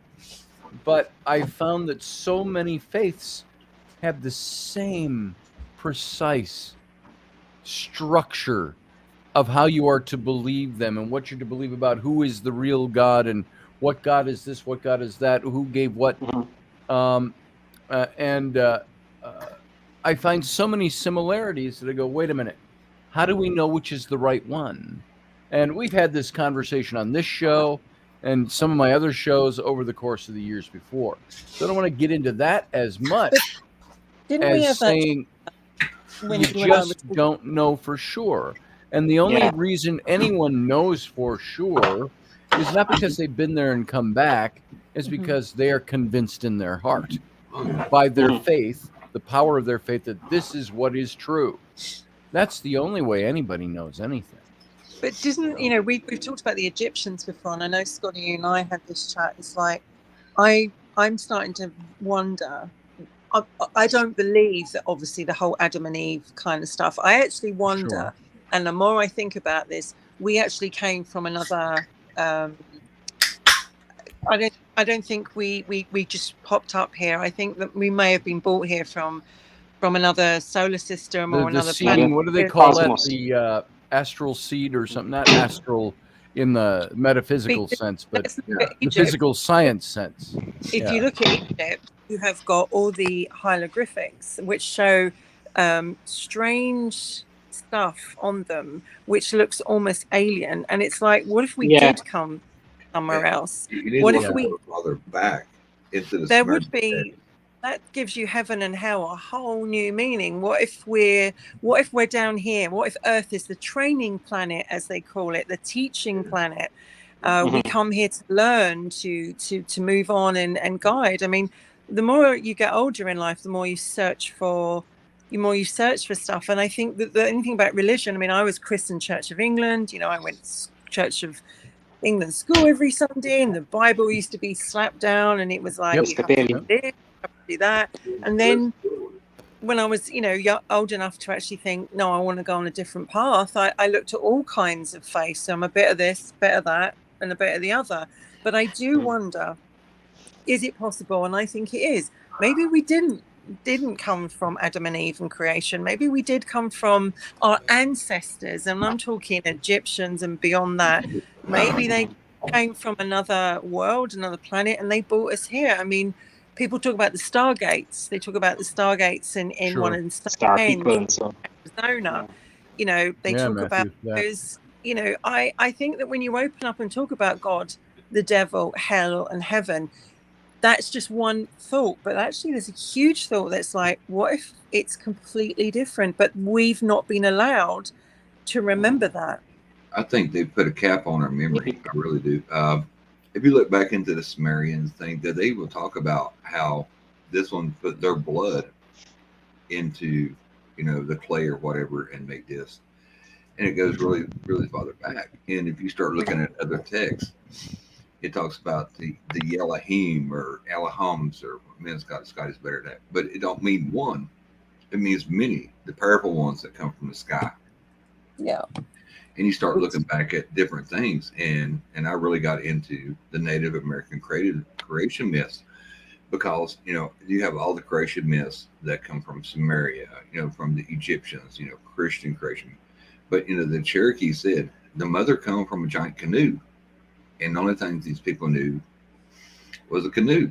Yeah, I'm thinking cigar shaped UFO, what is it, the Hopi. The Hopi said, look, the ant people took us underground during the last cataclysm. We lived underground. They nurtured us. This is where we emerged from when it was over. And I'm like, okay. I've just seen what he's put down there, radio Wi-Fi. Thank you. But it's true, because I remember reading, isn't the native Indian and the what they call the Aztecs, and also there's all drawings of them looking up to the sky and seeing something coming down from the sky, and they all are carrying a particular I would describe it as a purse, a man purse. Yeah, it looks something else. So I'm starting to wonder that. Really are older than the Sumerians. Oh yeah. It's interesting, Wendy. I'm glad you're touching upon this, because when you look at in Peru and the landscape, you see drawings that are, one looks like he's got a helmet on, a space helmet. Yeah. And the other one is a huge spider. So, and Lakota my people believe that we came from two places. We either came from the stars, or we came from under the ground. So like what Scotty was saying. Black Hills. From the Black Hills or caverns. That's one of the Lakota creation myths, says that the man that's what emerged from under the ground. We're polytheistic. My people are. So the God in the north, God in the east, the south, west, up, below, grandmother earth. It's a very female society. The women were in charge. The women had say. The women had power. They gave the life. They lived longer than us. But a lot of Native American tribes. The foundation of America is really women. Yeah. In reality, because the Native American we know what the church did to wise women and women. Yeah, the victims they didn't like that. So we were called witches, or we were called heretics, or whatever, and they got rid of us because the church has a thing about women. Even today, women are still trying to get their position out there and stuff like that. And I know the new movement is all about trans and everything like that, but women are still fighting to be seen as equal and to still have their rights and everything as well. And now they're suffrage movement. I have broke the internet a couple times between Valerie and Scotty show or whatever. Some of them will say, if it comes out and people are like, wow, fuck, did I say that? Yeah, I said that because I'm 6'3", 200 pounds, and I've been blowed up, shot, kicked around. What are you going to do? Spank me, take my birthday? I don't do it, And right. And and it's like, and that's, but they're talking about, some of the church, you can have sister wives. You can have as many wives as you have goats and cows to feed them and all this. I'm thinking, that's pretty goddamn male chauvinist to me. If these guys can have 14 wives that they can't satisfy one, why can't these women have 14 husbands and have brother husbands and let her be? Sure, why not? And I remember I said that one night on Valerie's show, and everybody's in the comments like, "What? You can't give them free will? No, they can't have more than one dick in their life. No." And I'm like, well, if it's fair, it's fair, And I'm like, here's a comment for Robertson, Scotty. All right. Could men cope if women had more than one husband? I think men, where they say men are the stronger of the two sexes. I think men are are a little weaker in that department, because I think a woman can handle that more than a man can handle it. Oh, what was the old Clint Eastwood movie? They actually had one think for, so? for the, You got a a man, African. So I think a man more than women in a generality, they compartmentalize. And you know this because a man will go, I'm married to my agree. wife, but I can go have sex with this other woman as long as I keep it secret, or I can have an affair, or I can have a mistress, or I can have this. But if they knew their wife did it, they would cut her off at the knees. And it's about ego as well. Ego. I mean, the thing is, ego. Can you imagine it if I said, Scotty, I'm really sorry, like tomorrow night was our night, but actually I'm going to spend the night with Matthew, and and you go, well, did you have a Matthew? And I go, oh, it was brilliant, it was great, and you go, oh, and then it's like, it's something that I wonder that what would happen, because no religion ever has women having more than one husband, apart from if you go to paganism. In paganism, they encourage you to sleep with anyone. No good man shares their woman. It's interesting. I agree with you, Wendy, and Michael, as well as Scotty, Captain Barbados. Yeah. Native American men had more than one wife. Yeah. They had maybe 3 wives, and they can support them. But the first wife picked the second wife. Yeah. So first wife's got to pick. I'm married to Susie, and Susie says, my 2 sisters are not married. You're going to marry them. But she's in charge. So the first wife has say. And so the man complies only because our way of life was like the elk or the buffalo.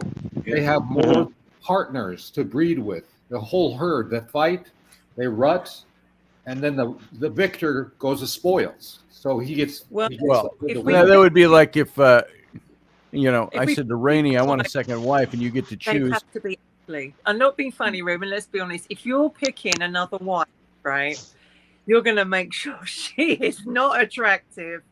She is. I was going to say that. I was trying to think of a delicate way to say that, but you just did it. I'd say to Rainey, I want a second wife. How about Wendy? And she'd go, oh, no, you don't. Oh, no, you don't.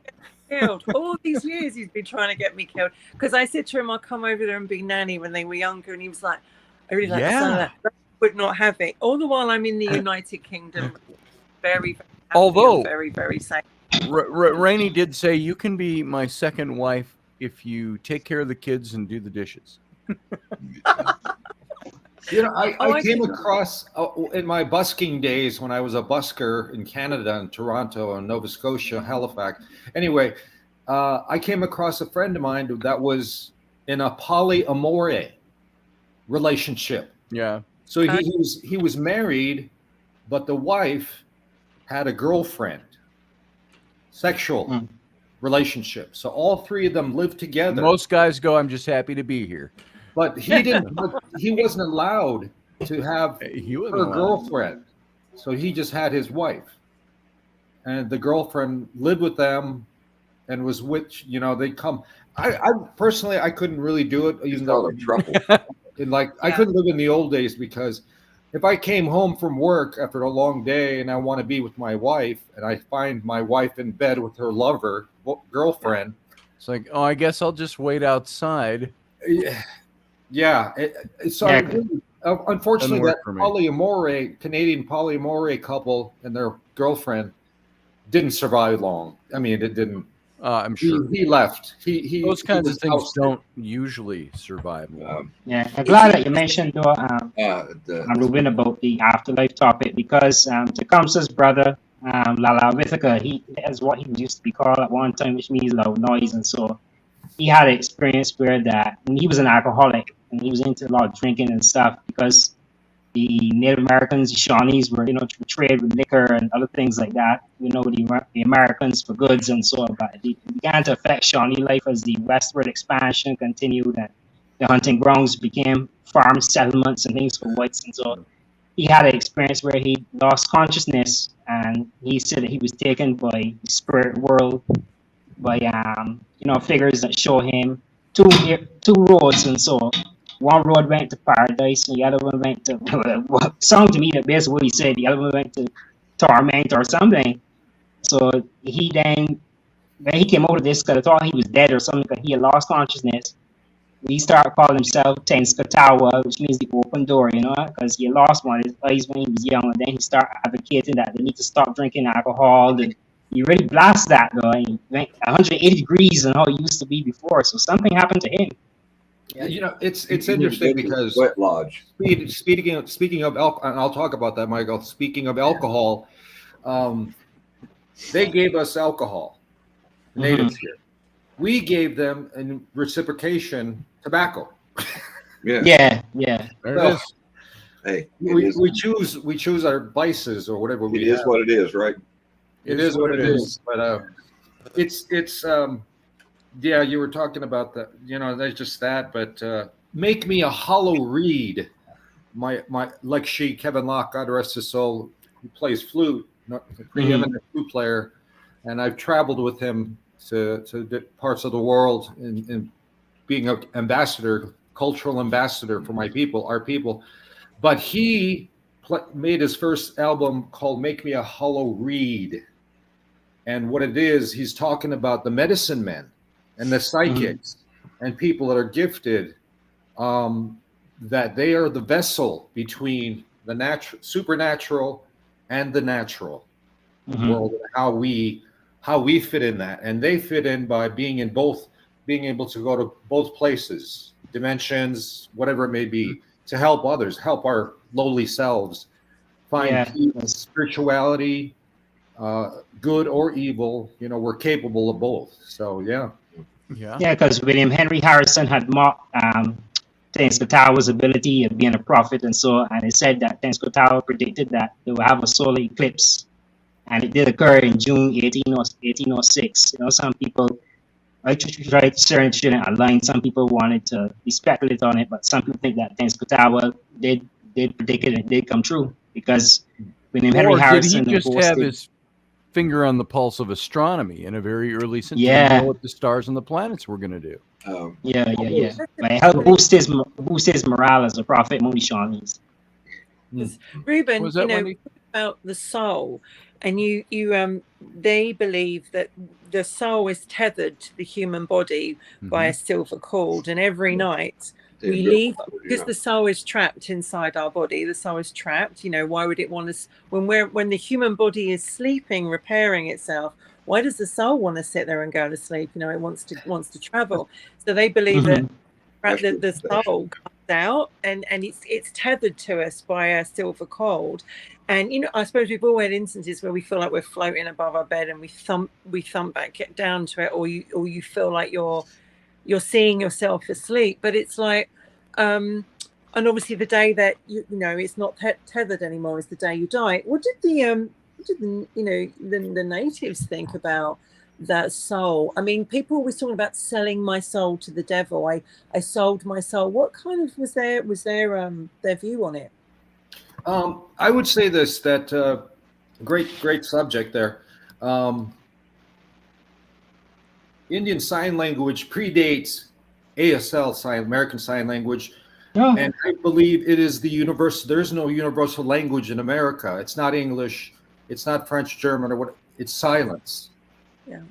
So Native Americans spoke to each other. There's the Cherokee had their own sign to speak, and then the Western, which I do speak, and I've done lectures at colleges where I have an interpreter standing next to me and signing what I say. And I'll give you an example here before we leave today. But so saying that to say this, this is the sign for wisdom. Taking your hand over your heart, the left side of your chest, that's wisdom, not here. Americans think this is wisdom. No, it's not. It's in this heart. It's in your heart. Yes, that's what it is. So the whole concept of that is dreaming. Now you can become a medicine person. If you're Navajo, you could do apprentice master relationship. We don't have that. you have to have a near-death experience, very sick, ceremony, sweat lodge, Michael, Sundance or something, some kind of ceremony where you're put into, you become that hollow reed. Think of a straw, the hollow reed to the supernatural and the natural. And so when we dream, when I would lecture, I'd often tell my classes at the college students, kids, you know, when you dream, you have sexual dreams, wet dreams, you have nightmares, you have daydreams, you have all these different types of dreams where you're in limbo, it seems like. You're in between the supernatural and the natural. So the best thing to do is to have a notebook, just a tablet paper, pen next to your bedside, and write out your dreams. So you hear, you know, keep a diary, like a dream journal. You hear a knock on the door in your dream, and you open the door, and there's a big fish standing there. He grabs your hand, kisses it, then you wake up. And most Americans will think, "Oh, I had too much beer and pizza last night. I was at the pub," and they dismiss it. But what you really should do is write it down, because in that universal way, the dreams are your.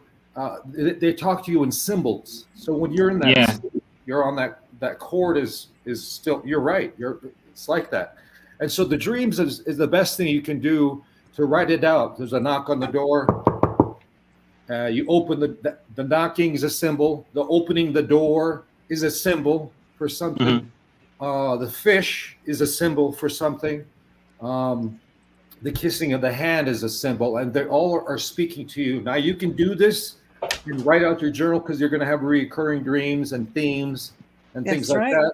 Or you can go to in downtown London and go to, or Chicago, or wherever you're at, New York, and lay on a Jungian psychologist's couch for $300 and get the same result of you being able to interpret. So you have to hack your own brain. You have to hack yourself. Don't let anybody else do it. That's why we got vicars, priests, monks, all these nuns. Different types of people.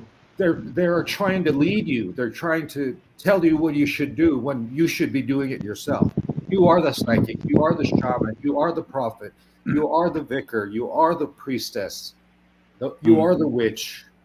All that is, but we don't believe it. We have to be sheep, so to speak, in that way. Absolutely. I couldn't agree with you. And I know Scotty and I said another one we've never talked about is dreams. And it's like, you know, you have those dreams where you have sex with someone and you think, this is a person I would never, ever want to be with. Never ever in my life. I know what you're going to say. Why the hell am I having this dream about you?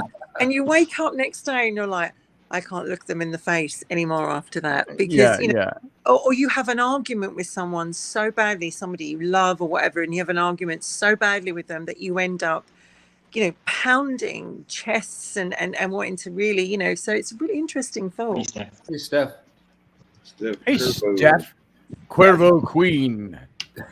And Kristen Ivans is here as well. Hello, Good Kristen. to see you both joining us toward the end here now. But by the way, Ruben, you were talking about dreaming of the big fish. So I put up this was the graphic for today's show. So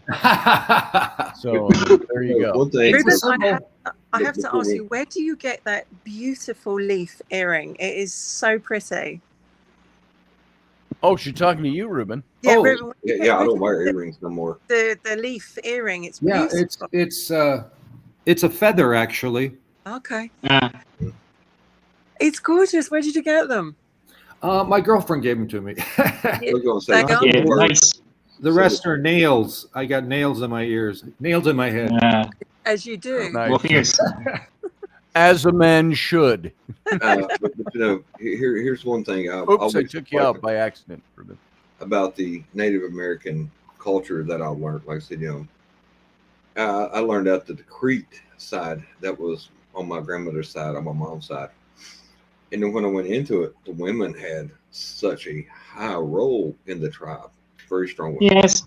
You know, and if somebody, you know, wanted to fuck around and find out, it was the women who did the torturing. They would take shells and peel layers of skin until they got what they wanted. And I thought, little sadomasochist, but hey, if it works, it works. You know what I'm saying? Don't mess with the creep.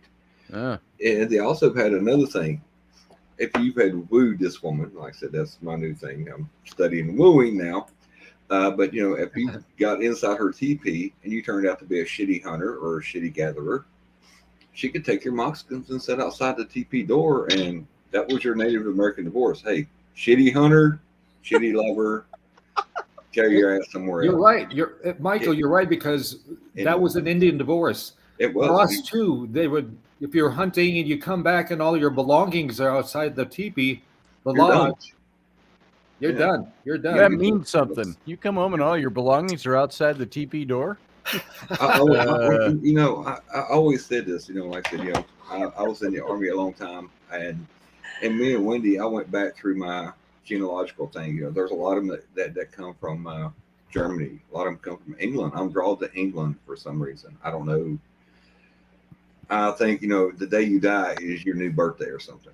And my birthday is June the 6th. So, you know what I'm saying? I think I was there in D-Day. You know what I'm saying? I really, really did. And it's like, wow, you know, I don't know why this attachment is there, but the Native American side, I often wonder about, you know, how many rotations have I been? Because there's a lot of that I'm fascinated with. And I tell you, Ruben, you'd love my sister before I go, because literally when I went to Canada, she said, did you see any, like, you know, because we obviously still call them like the natives, you know, did you see any good looking native men? And I said, well, there was a few. She goes, bring one home, will you? Just bring one home. She said, because that's what happened in the 15 and 1600s.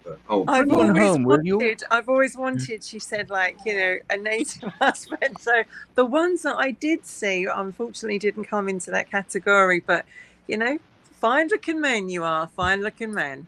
By the way, happy birthday, Steph. Happy birthday, Steph.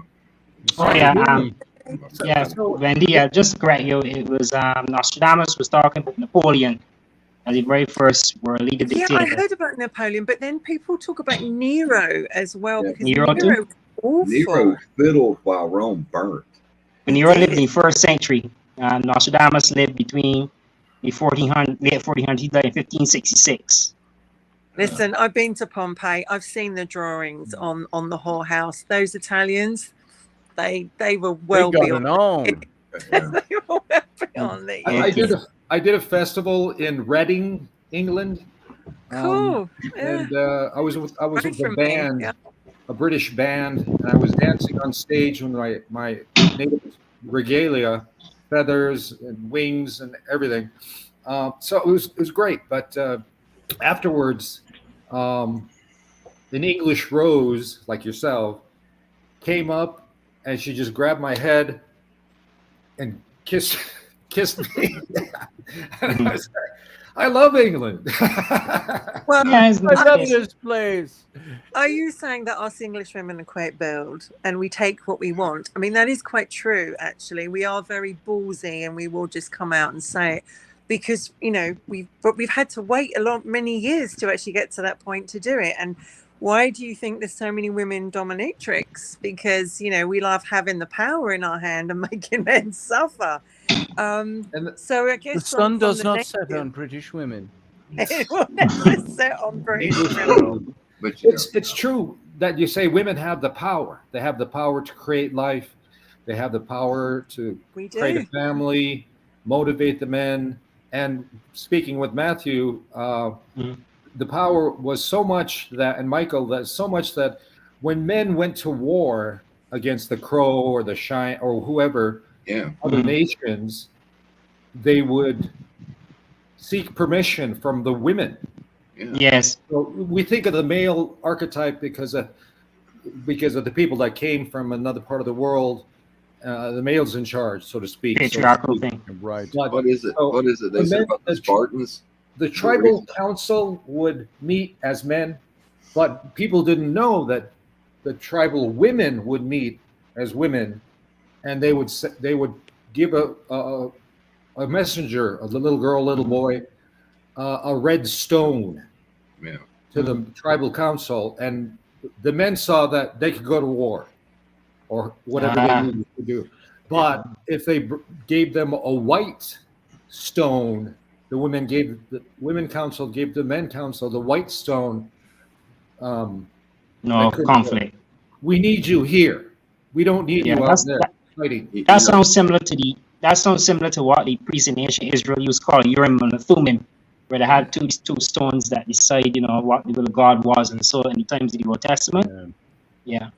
Yeah, the Urim and the Thurim, that goes back mystical stones. To the old days. Happy wife, happy life.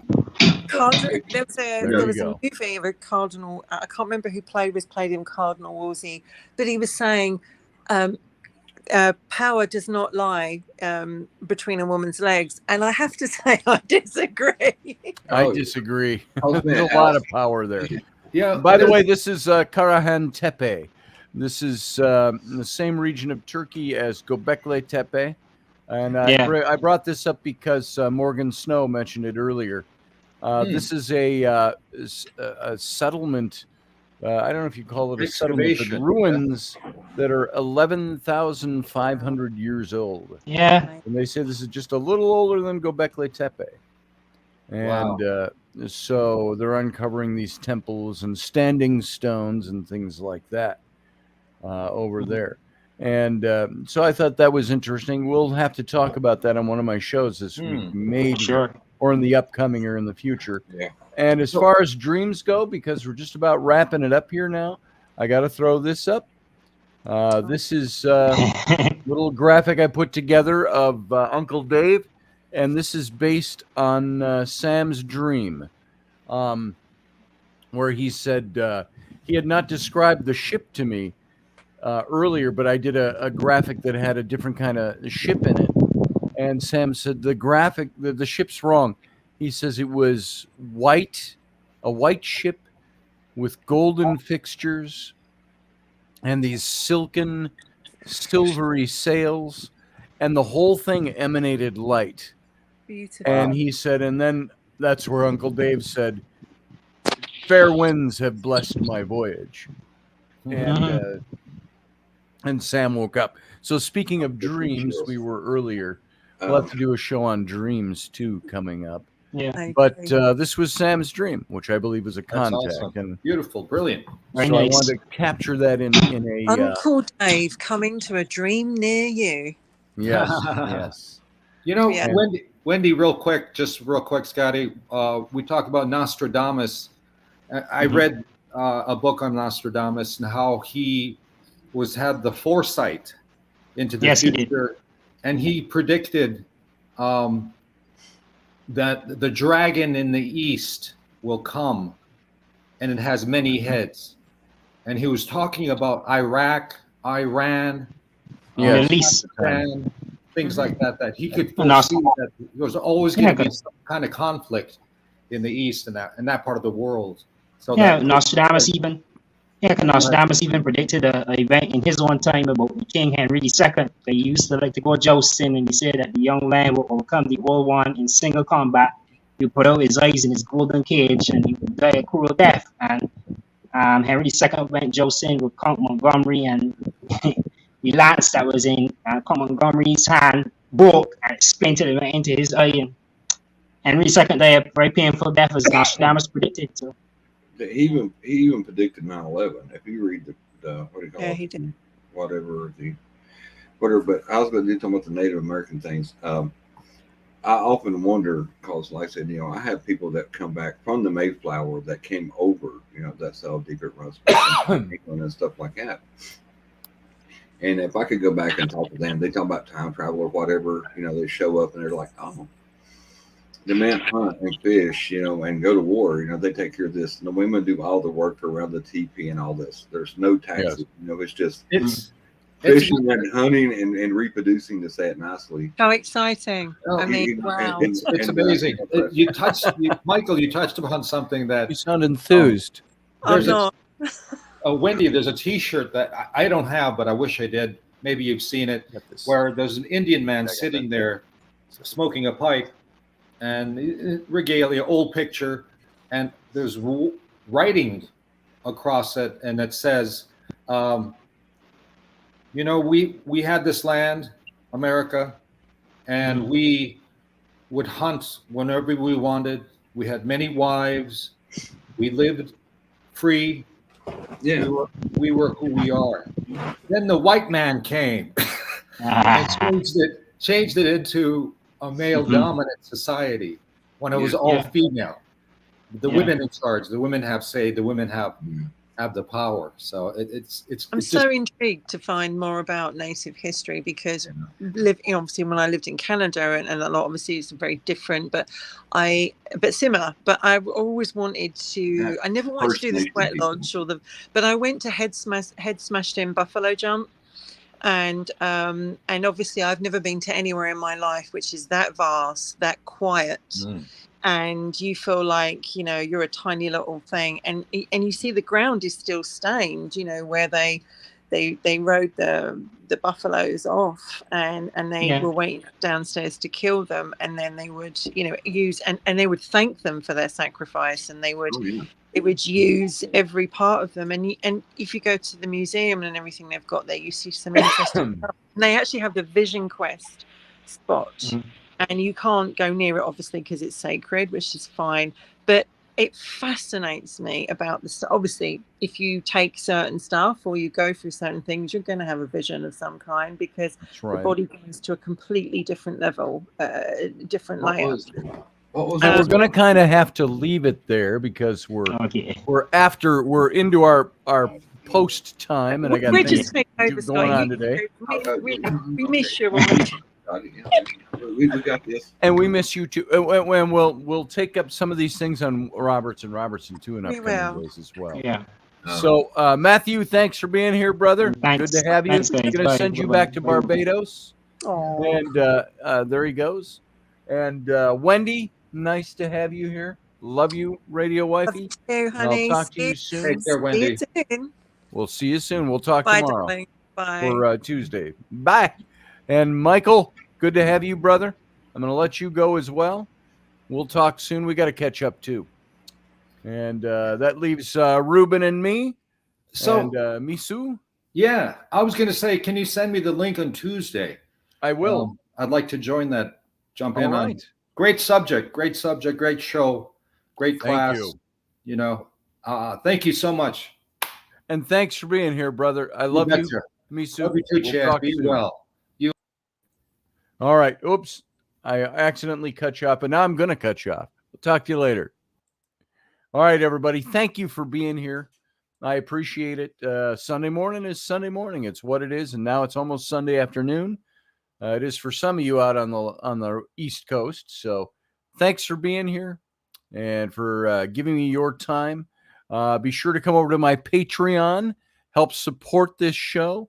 If you love this show and you've been listening for years and years, and we're worth a cup of coffee, the amount of a cup of coffee to you once a month, go on over to Patreon and join up. For $4, you can join my Patreon, and we're building over there. We can do some fantastic things with this show. So thank you for being here. Oh, and by the way, just go to patreon.com/Scotty Roberts. Just go on over there. And if you like this show and you've been following this show and you can spare a cup of coffee once a month, let's do it. And thank you. We'll see you again 3 times this week over on Patreon for Intrepid Radio. And that will be the same bat time, different bat channel now. Go over to Patreon. You can catch it there. And you can, that's Monday, Wednesday, and Friday, 9 p.m. Central Standard Time. Thanks for being here again, guys. Appreciate everything you do. And I love you all. Live long and prosper. Well, that failed. Let me try that again. Here, back it up. Live long and prosper.